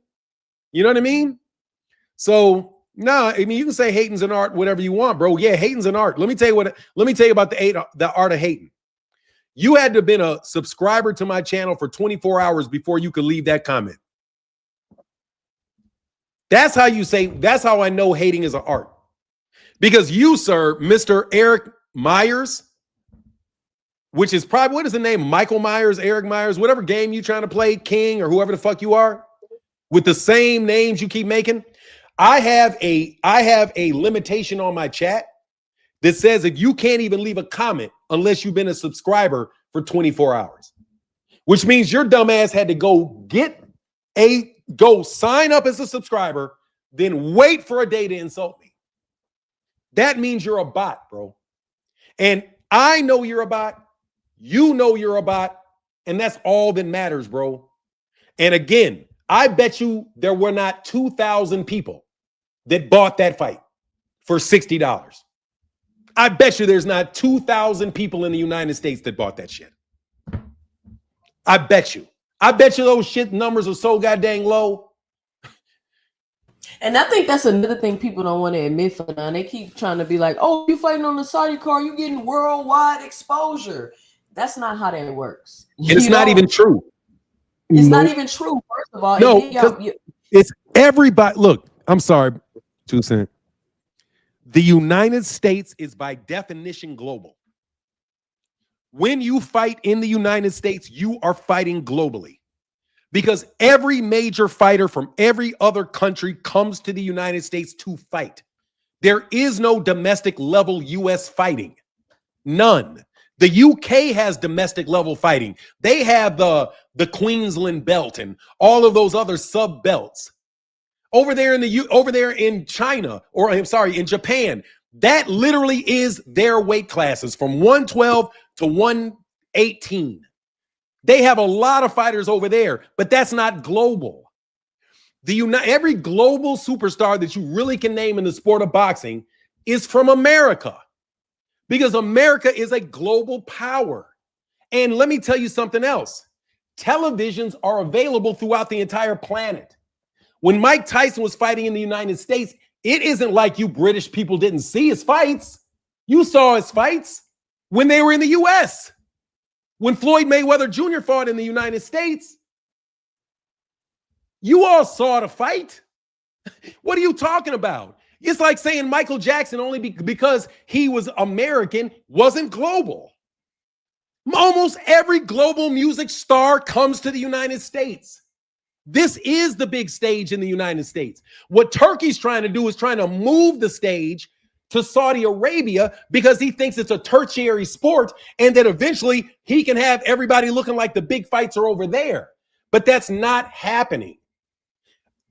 Canelo Alvarez, most of his fights in the United States. Gennady Golovkin, most of his fights were in the United States. What's his name had to come to the United States? Monster had to come to the United States.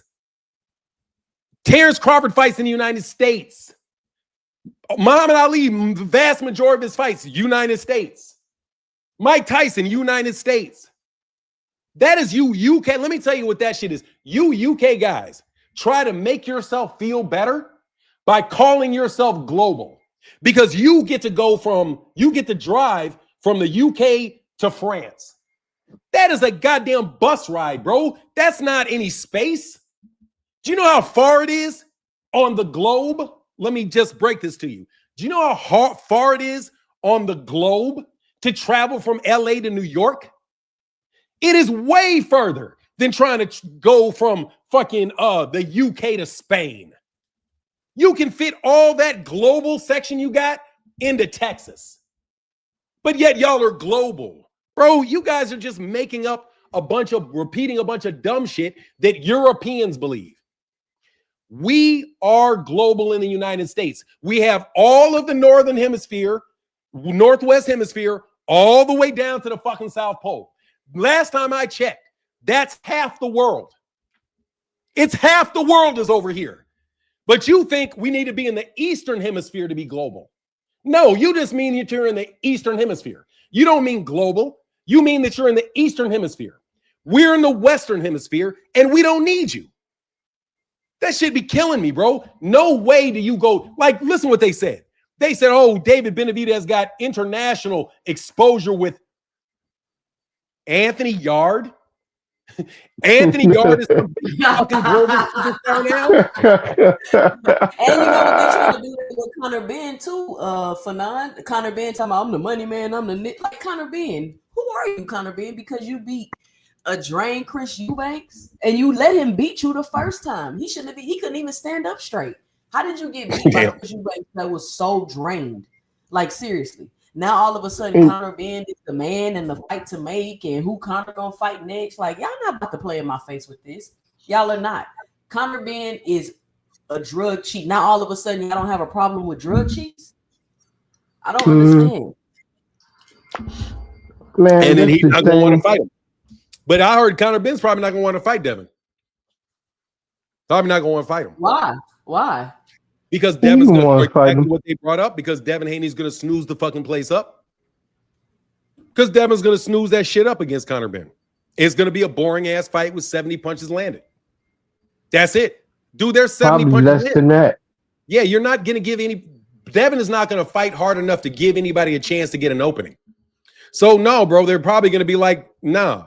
And now I will tell you what is going on though. Conor Ben is a legitimate UK star. He is a legitimate star, a legitimate known quantity in the country of Great Britain. That's what Conor Ben is. So Conor Ben has a huge advantage over Devin because don't nobody give a fuck about Devin in the United States. In actuality, somebody might care about Nigel Benn and Conor Ben in the UK. So yeah, I wouldn't be surprised if Conor Ben could say he's the money man. But only because we got a bunch of undercard fighters that are champions. Like, again, Devin's an undercard fighter, bro. They're not trying to do that. B-siders. Yeah, I don't.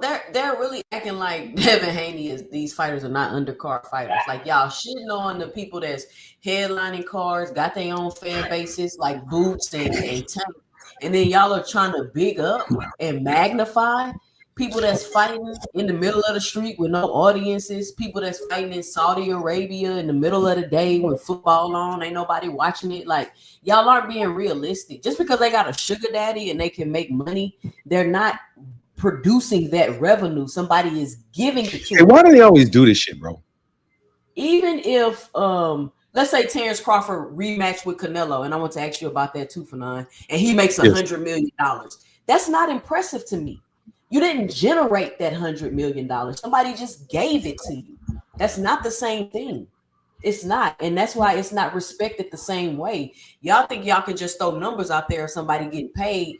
People are going to respect the fact that they're getting paid that number. No, the reason people respected what Floyd was getting paid, what Tank was getting paid, what Tank and Ryan Garcia was able to make is because they generated that with their own fan bases. They didn't have no sugar daddy to just hand them tens of millions of dollars. So that's the difference. That's why it's not impressive. Hey, real quick. Dude, Bill Haney, dude, you got to put it in the fucking super chat, bro. This is you. Because you're calling me an addict, sniff, Uncle Phil. No, Bill Haney is the one that snorts coke on camera. That's not me. I'm sorry. You got me fucked up with Bill. No, I'm just hyperactive. I've never done cocaine I've never done that type of drug ever in my life. However, let me just get something. Let me get something for you, Bill. Please stop trying to use that cornball shit where you guys mirror. You know that's what con men do. Con men mirror. There's they think you like something, then they'll say, "Oh, I really like this," and they try to get you in, right? That's what Devin Haney does to Gervonta, mirroring everything. Because you guys don't have an original fucking bone. You don't have an original thought. You don't have an original approach. All you are is Timu Floyd Mayweather and Timu fucking Floyd Mayweather Sr., bro. You're doing a Floyd Mayweather Sr. act, and he's doing a Floyd Mayweather Jr. act, and you guys are hoping that the shit's gonna fucking pay off, bro. You're never gonna fucking pay. And your patterns are so fucking predictable that I know it's you without even seeing your name. I knew it was you because everybody calls Bill Haney a COKE head. So now you want to take that insult and apply it to other people.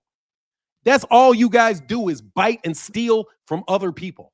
There's nothing original about you, not from your fighting style to your insults, to your media approaches, to the way that you talk to an interviewer. You guys have no originality to yourselves whatsoever. That's because you guys have spent your entire life being petty fucking criminals.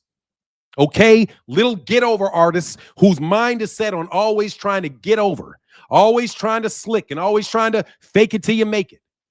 Devin Haney doesn't have any fans, Bill, and this fight didn't make any money.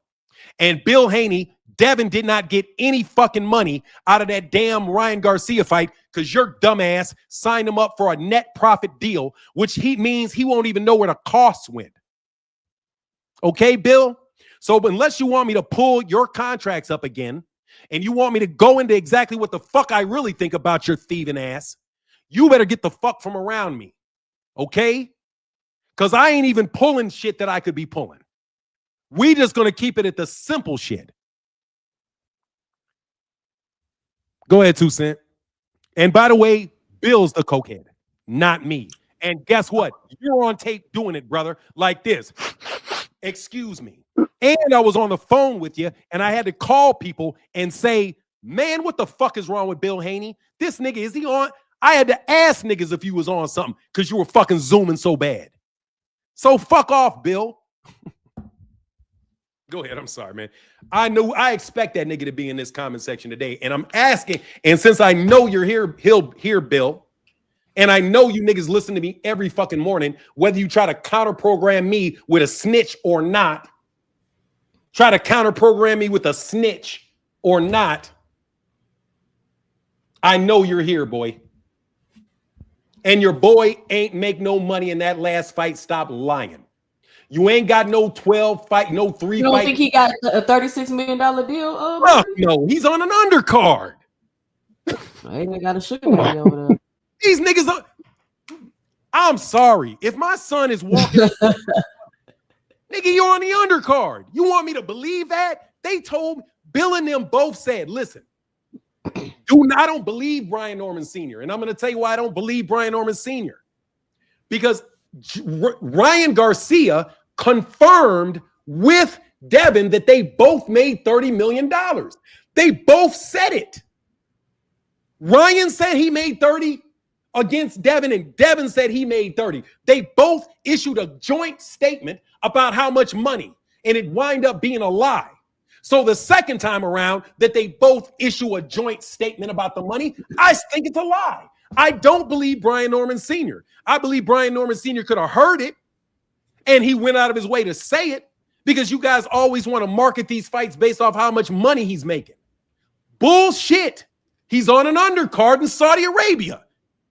But because you guys believe these niggas walking around with fucking you believe that these niggas is, I can't even say it because I don't want to get a hate crime on me. Y'all think get you niggas to try to hit me with another thing. But you guys are fucking mesmerized by this guy that you call your excellency and believe any money coming out of him. If he said he paid $1 billion for a fight, you'd believe it. For real. He could say, I just spent $1 billion on Devin Haney's fight. And you'd be like, ooh, Turkey Al-Sheikh spent $1 billion on Devin's. Turkey Al-Sheikh has been caught lying multiple times. Multiple times. He even said he lied. Yeah. He said he lies for the press. No, I don't believe this money. No, I don't. You know why? Because money doesn't operate like that. People do not, unless you are, and I mean this, unless you're washing money. The only reason that they would be paying that is that they're washing money. Because they can think about it. They can get, what is his options? What's Devin Haney's options? If you're Turkey Al-Sheikh, what's your options? He has none. Bob Arum's not paying him nothing. Al Heyman's not paying him nothing. Eddie Hearn's not paying nothing. There's nobody out there competing for Devin. So how the fuck is Devin getting all his money? It doesn't even make any sense. Nobody is competing to sign Devin. You don't hear Eddie Hearn saying, man, I really want Devin. Man, give me Devin. If I could get Devin, then we could really. No. He was more than happy to let Devin go. Eddie Hearn, Bob ain't like, Bob Arum ain't like, man, I really wish I could get Devin. I could sign. Who's competing to sign Devin? Where are the other offers that they get to push that shit up so high? It's like Devin Haney, no joke. It's like Devin Haney works at McDonald's and you believe that he's making $500,000 a year at the fucking flipping the fries. Oh man, the manager said, oh yeah, we paying him $500,000 to flip them fries. Your mind should tell you, why would they pay that when they could get another kid to do it for $14 an hour? Why would they pay Devin all that money when they can find somebody else to pay a lot less and get the same thing? Unless they're just not paying the money. Again, you guys expect people to believe a lot of shit that's unbelievable because you don't use your brain. I use my fucking brain. I know damn well they ain't getting that fucking Terrence Crawford. Terrence Crawford told I'm getting 10 million. He said he got 10 million, right? He could have got more. I don't know. But that's the same number they said he got for David Avenetian on BLK Prime. Yep. Like, come on, man. Blue Blood does not tell the truth. Eddie Hearn does not tell the truth. I could go on and on. Bill Haney ain't telling the truth. Devin, you believe Devin? Like, you believe these people that tell you? They can't even tell you the proper fight date. But yet they know all these people's money. And then they will tell you how much money. No. What they're trying to do is trying to create a false sense of grandeur, right? A false sense of grandeur. It's not okay that they have a fight in an arena and make a bunch of money in the arena. No, they would rather lose a ton of money by putting it on a stadium so they can show the pictures of all the people that are there and see how big of an event this is. That was what you call that's Robert Greene's 48 rules of power. Create a spectacle. So they keep creating spectacle after spectacle after spectacle and losing money after losing money after losing money, hoping that the rest of the players will go away. They even try to overturn the Muhammad Ali Act. But you believe the money that they're saying? Like, I just want to know, are you guys, not the people on the panel, what's wrong with you all? There's literally nothing that comes out of Eddie Hearn's mouth that you should believe. Literally. I don't care if he says fire is hot. Only reason you know fire is hot is because somebody else told you. Don't believe that nigga. I swear to God. He'll bring out some cold flames. They are that big of fucking liars. No, I don't believe the money. I think that these niggas are losing their fucking shirt, bro. Do you know how sometimes NBA teams or record labels will pick up good artists, or the team will pick up a good player and bench them, or put up a good artist and shelf them? I'm just especially in music. That's what's going to happen with Boots over there with Eddie Hearn. I mean, so far on the outside looking in, you know, it looked like he's doing a decent job with Boots, but I don't know. I'm gonna keep my eye on Eddie Hearn with that because the way things are going, and considering the fact too that people don't want to fight Boots, like people are ducking Boots. I think Boots is vindicated. Do y'all still think that Boots ducked Brian Norman Jr.? Is that still a thought in your mind? Do y'all still think that? No, I never believed that. I never believed it. And if Eddie don't get it together with Boots, he's going to continue to get just all of this ridiculous criticism. And it's just crazy how people need to pay his opponent so much money to fight Boots, all while getting criticisms of he's a hype job, he's unproven, we don't know if he really good, he don't fight nobody. So if all those are true, why do people want $10 million to fight him? Like, you can't have it both ways. You can't need $10 million to fight an unproven fighter that's a hype job and you don't know how good he really is. And that's my issue with these narratives that these people be spreading and putting around. You want to tell me Devin Haney can go compete at 154? No, he cannot. Devin Haney will be food at 154 pounds. Like, y'all got to be honest, man. I'm not against Devin. I don't hate Devin. I'm a fan of Devin, whatever the case may be. But I'm honest. Devin Haney needs to stay out of the 54-pound division. He needs to stay at 47 where he's at, and he needs to fight those fighters. So I heard somebody say Devin gonna fight Jack Catterall next. Where are these killers that Devin needs to fight? I want to see Devin fight O'Reilly. I want to see him rematch a Ryan. I want to see him fight a Karen Kukadashian. Those are the big fights at 147 pounds. Now, whoever he fight. If he win, I'll give him credit.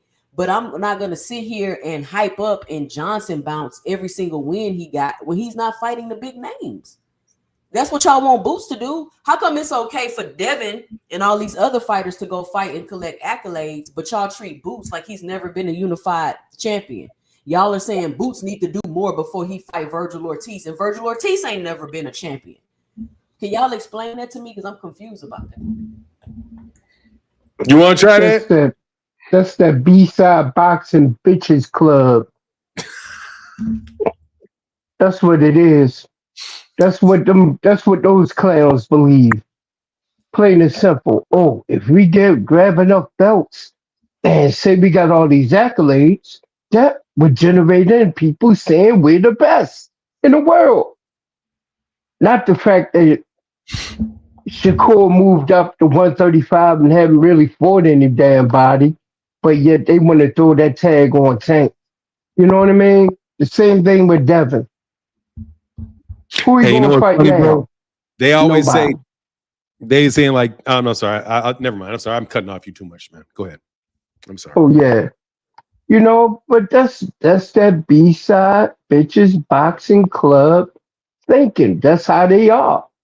Just like all the, it's so funny that I can never, that it's just hilarious that a whole crew of people over there can clout chase and hate on one 5'4" dude from West Beemore. All of them. Go down the line. Go straight on down the line. But I hate that guy. I just don't like that guy. Why? Because he's making more money than you. Devin and them. We hate that guy. He exposed us in the ring during the sparring session. And yet they clout chased him. Shakur clout chasing him on the regular. You know what I mean? And then you got your boy Keyshawn. He clout chasing him. Well, it's ridiculous. A whole crew. The whole B-side bitches boxing club. That's all they do. Hate and clout chase. Hate and clout chase. Oh, and sabotage. Sabotage your fights. What do you think about Keyshawn Davis calling out Albright for another fight?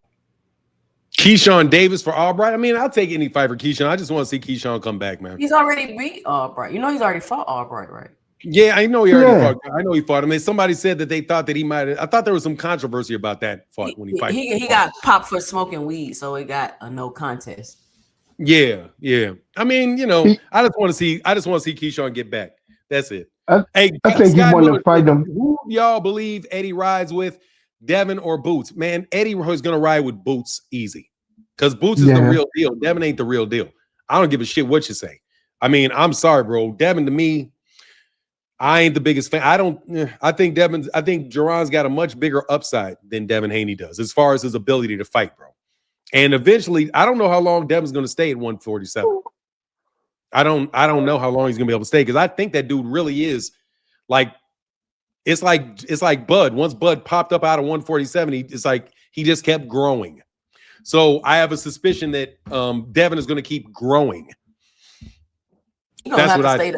Could you imagine Devin fighting a Fandora or fighting a Jamel or fighting a? Can y'all imagine that? Like, no, I can't. 54 pounds. No, I can't. I hope he will go. I hope he do go up to 154. Seriously, I hope he go up to 154 and fight the right person and get his ass whipped. Do y'all think Devin could beat Tim Tszyu at 154 pounds? Tim Tszyu is lost. I think Tim Tszyu over it. I think he took too much damage. He need a vacation.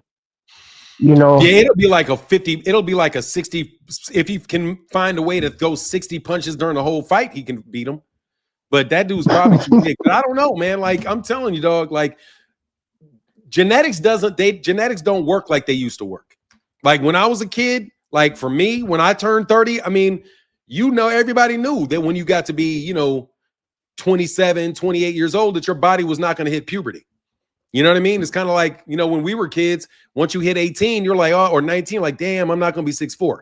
And then you get to 25, you're like, damn, I'm never going to be built like, I'm not going to be built like Ray Lewis. You know what I mean? When you're 30 years old. But now, man, who knows, man? God changed genetics. Mm-hmm.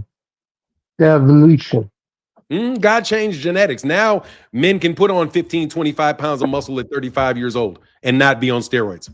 When I was a kid, for somebody to do that, it was like a football player that was on steroids, or as a bodybuilder. But the crazy thing is, back in the day, with Arnold Schwarzenegger and all those guys, they started selling bodybuilding. Everybody said that they were natural. No, they wasn't. Yes, they wasn't. Back then, I'm telling you, when I was a little kid, I wanted to be a bodybuilder. And I was like, wow, how do you get built like that? And it was after like, I don't know, man, because Arnold Schwarzenegger was retired in his 60s or whatever, but I can't remember. It was like Coleman. What's his name? Coleman? The brother. I know what you're talking about. Yeah. It was like, he was the first one. I was like, man, these niggas is all juicing. And they were trying to sell the shit like they weren't juicing. Like Cali Muscle. Like Cali, Cali the channel, YouTube Cali Muscle used to be all big like that. He was selling that shit all like, oh, you got to eat this, you do this, you eat this. The Liver King. Yeah, or the Liver King. And they wind up being like, dude, bro, you niggas are not, I'm just telling you, bro, you guys can trick the detectors. You're not going to trick my eye. Okay? You're not going to trick my eyes. Dude, you literally just grew, your head grew. Bro, you have been working out like a bodybuilder. How are you a boxer working out and your body is developing like Ronnie Coleman's? Like, I'm sorry, bro. Like I'm going to leave that for you little kids. See, I now know that I got a problem here. I am 56, which means I've been around the planet 56 times. Right? That's 56 times around the sun. That's a lot of fucking times around the sun. I've been lied to a lot. I've been stolen from. I've been manipulated, and I've seen it a lot of times. So by the time I got and met Bill, and by the time I get to talking to y'all, I've already seen liars, and I'm an expert and because I'm a lawyer, and better believe that I'm a fucking gifted one. I know how to expose your lies. I can find your inconsistencies, things where you're trying to make me believe something that cannot be true. Devin Haney cannot get a 3-fight, $36 million deal and still be on a fucking undercard. When David Benavidez doesn't have that deal and he was the featured fighter. David Benavidez has a bigger upside and a bigger fan base potential in the United States than Devin Haney has. He's Mexican, and he's a killer with an exciting style. But Turkey is going to pay Devin more money than David Benavidez, even though he puts David Benavidez on last. See, if anybody runs a business, that doesn't make sense. So that's when I say, no, somebody's telling a lie here. And then I look to see, has anybody ever told this lie to me before? Yes, Devin told me this lie before. When Devin said he made 30 million against Ryan. Yes, Devin then sued Ryan or Oscar De La Hoya because Oscar De La Hoya didn't pay him any money. So if Devin told me he made 30 million, Ryan said he made 30 million, but a lawsuit comes out where Devin is saying he didn't make the 30 million, and Ryan is saying he didn't make the money. I then have to say, okay, now I know you guys are willing to lie about how much money you're making to help sell the fight. That's why you guys are telling people how much money they're making. So you can make it, so you can sucker people to want to do business with you because they think, oh, these huge paydays are out there, which probably are not even out there. I already told you people are getting paid in cryptocurrency. I didn't have anybody. I was the first person to tell you these people. The only reason, let me tell you, the only way that that money made sense to me is if they were paying it in crypto. That's the only way you're going to get $100 million is if they're crypto dollar. You're not liquid $100 million. You're liquid $100 million. Like for real, you're liquid $150 million just to be given and handed over. When you know you're not going to cover it in the event, what sense does that make? It doesn't make any sense. Since it doesn't make any fucking sense, it's not true. It's not real. The fact that they're telling you this means they're marketing to you. They're marketing to you. And they want Devin to look like a very, very important person. So they put a bunch of diamond chains on him, right? All kind of shit. Oh, I bought $1 million every fight. I buy $1 million. No, bro, they're trying to sell fighters on the idea that Saudi Arabia is the place to go. Oh, yeah, you don't want to fight in America. You want to go to Saudi Arabia. We making all the money over there. Then you take your black ass to Saudi Arabia and find out that you ain't making all that damn money. And I hope you niggas actually get paid for this fight. Because last time I heard, there were people in Saudi Arabia that didn't get paid for a fight. They didn't get paid immediately. I know that somebody fought for a house. So anyway, bro, I'm telling you right now, no, I don't believe these numbers. I believe that these niggas are exaggerating shit to get boxers to be stupid enough to sign with them so that their asses can be manipulated in some way, shape, or form by these guys. That's what I believe it is. If that makes sense to you. It makes sense. It makes sense when you think about it. That's why I said those guys are going to learn. They're going to learn one way or another about going over there and fighting. Because what's going to end up happening, you're going to end up coming up with more and more scandals about people not feeling good after they ate something and still had to fight. Another scandal going to pop up is the fight fixing and manipulating the odds. Where did all that money at the last second come in on Devin to win to even it up? That's some weird. Yeah, I thought that was strange. There was an unusual betting pattern? Well, did you know that Norman was the favorite? And then I think maybe the day before the fight, maybe the day of the fight, the day before the fight, the odds went to even because they were saying a lot of money came in on Devin Haney at the last minute. Ricola. That's the type of shit that I'm telling you, man, these guys think they fucking slick, bro. That's the third. So this is the third fight that shit has happened. Yep. Terrence Crawford, Errol Spence. What was the other one? The one that just took place? Canelo. You should look into the Andy Ruiz, Ruiz, Anthony Joshua fight. All those were fights that Turkey did. The Wilder Fury, Anthony Joshua Ruiz, Earl, and Terrence. Yeah, you know what Turkey act like? Turkey act like he got a gambling addiction. Like I'm telling you, bro. Yeah. All of them Saudis got gambling addictions. They will bet on anything. You muted for them. Yeah, I'm sorry. No, I was saying, I think these guys got gambling problems. A lot of these people act like they got gambling problems. Huh? People, just like Dana White, he's a degenerate gambler, and y'all don't think he was fixing fights at the UFC? Man, that's how they making their money, bro. I mean, I already said it's boxing, politics, and gambling. They get into politics so they can get some cover for their gambling. No joke. And boxing is the center, man. I've always said it about boxing. Like, the way that boxing works, which is distinct from like the NBA and everything, is that whenever you get a big fight, all kind of people come from all over the country, come from all over the world, and there's a big fucking economy connected to that. And gambling, and I suspect that most of the economy is under the board. A lot of drug deals go on, a lot of fucking human trafficking deals go on, a lot of mixing. You can be there in the same place as people that these people usually can't even be in the same place as.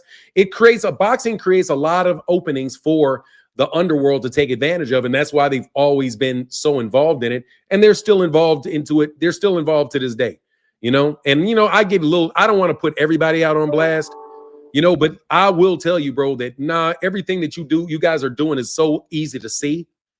It's really, for me, it's really, really easy to see. And I hope you guys don't think that you still have protection, because you don't have protection. The guys that used to, like the guy, and I'm not going to talk out of school, but too much, but trust me, bro, some of these people not being around, bro, really does shift the power. And a lot of these guys think they're made men and really think that they're protected. And man, you guys are basically going to be in a lot of trouble because you've been stealing from people and playing with these people's money for the last 5 years. Like, seriously, man. When you say that, what people are you referring to that's going to be? I'm talking about when you fix, there are a lot of wealthy gamblers, like very wealthy people that get pulled in. They like to gamble. Like really wealthy people. Say that people can afford to gamble $1 million a hand. There's only a certain amount of people got the type of money that lose $1 million and they got that shit liquid. So they find out that they get pulled into a fight, right? And this Adrian Braun is a former champion, AJ Braun. Yeah, because that's what they do. They bring the high rollers in to meet the famous people. The famous people are the boxers, or the basketball players, or the football players. And then they sit down with these people, and the people treat them as if there's a regular fucking sucker because they had access to the people. I'm not going to say who the people is, but I'll use an example. Say it's Turki Al-Sheikh, but you don't know who Turki Al-Sheikh is. Right? You never heard of him. But a guy like Turki Al-Sheikh comes to the United States and he wants to meet Floyd Mayweather. And they say, oh, yeah, I can get you to meet Floyd. Do you play poker? And he's like, yeah, I play poker. I would love to play poker with Floyd. So they're sitting there talking to Floyd, sit down, playing cards in a private place. Meanwhile, Chauncey Billups' ass is handing out fucking X-ray vision fucking night goggles. They're playing with fixed fucking cards, and they've got actually the table is X-ray. The table is X-ray. The cards are marked. And so they keep beating, and guess what they'll do? And this is in the reports. It'll be a guy that basically doesn't even look like he knows the rules of 5-card stud, who will place $1 million bet on some shit that is a 2% chance that he wins. But he keeps hitting over and over and over again. So then they're like, hold on, man, because guess who they were ripping off too? They were ripping off professional professional gamblers who know the odds. And they're like, there's no fucking way that these guys are winning on his hands. It doesn't work with the odds, but they can't do anything because these guys are it's an illegal gambling spot. So because one thing you got to understand when you're gambling illegally, there's no recourse. You can't call the police. So there's just no recourse, and these guys are out of their money. But they found out that there's been at least 5 different fucking fixed fights, and now they have a systematic pattern of gambling following the same thing. Bro, these guys have been running the same plan for years now. Those are the people I'm talking about. I'm talking about the guys that can afford to lose $1 million a hand. The guys that can afford to bet, they can afford to lose $20 million. You know how much money you got to have to be able to lose $20 million? You're talking about guys worth $10, $12 billion. Guys with 10, 12 billion dollars, bro, got more than enough money to get all of the fucking what do you call them? Special investigators and all that shit to do all the investigation themselves. They're going to figure out, and it's not going to cost them more than $50,000 to figure out how you stole $5 million for or $3 million from them. Like, look at how much money Adrian Bronner stole from people in a fixed crap game. Over $1 million. And who's going to be good gambling there? The people that are rich, who want to associate with famous people. That's why these guys get the concerts over there in Saudi Arabia, because they want Michael Jackson to come to Saudi Arabia so they can meet Michael Jackson. That's what I mean. And what they're doing is they're ripping off too many people. Like I'm telling you, you guys are doing it so blatantly. And guys like Aiden, let me tell you something, bro. When Aiden Ross does this is a fucking RICO waiting to happen. I promise you. Aiden Ross gets a phone call, said, hold on. We changing the bet to Terrence Crawford. Oh, I got inside sources. They said, no, we changing the bet to Terrence Crawford. I can't even tell you who it is. And then Terrence Crawford wins, bro. Come on, man. Niggas gonna be like, bro, who told you what and what was it that they told you? That's it. And guess who's gonna get you? The FBI is gonna ask you those questions. And why is the FBI gonna ask a question? Because the rich people you ripped off are gonna call the FBI. And they're going to call the FBI with all the information they got with their private investigators. So you guys playing around with you guys are fucking around with some very, very, very, very, very, very wealthy people and some very, very, very dangerous people. And yeah, it will tear boxing down because these people are not going to let you rip them off. If you're going to, for example, Turki Al-Sheikh saying 2 rounds to what Carlos Adames, right? To Muhammad Shiraz. That affected that fight. And these guys, and that could have affected how much money Turki made. But it also affects how much people lose. You see what I'm saying? Whenever you cheat for yourself, you're cheating other people out of their money.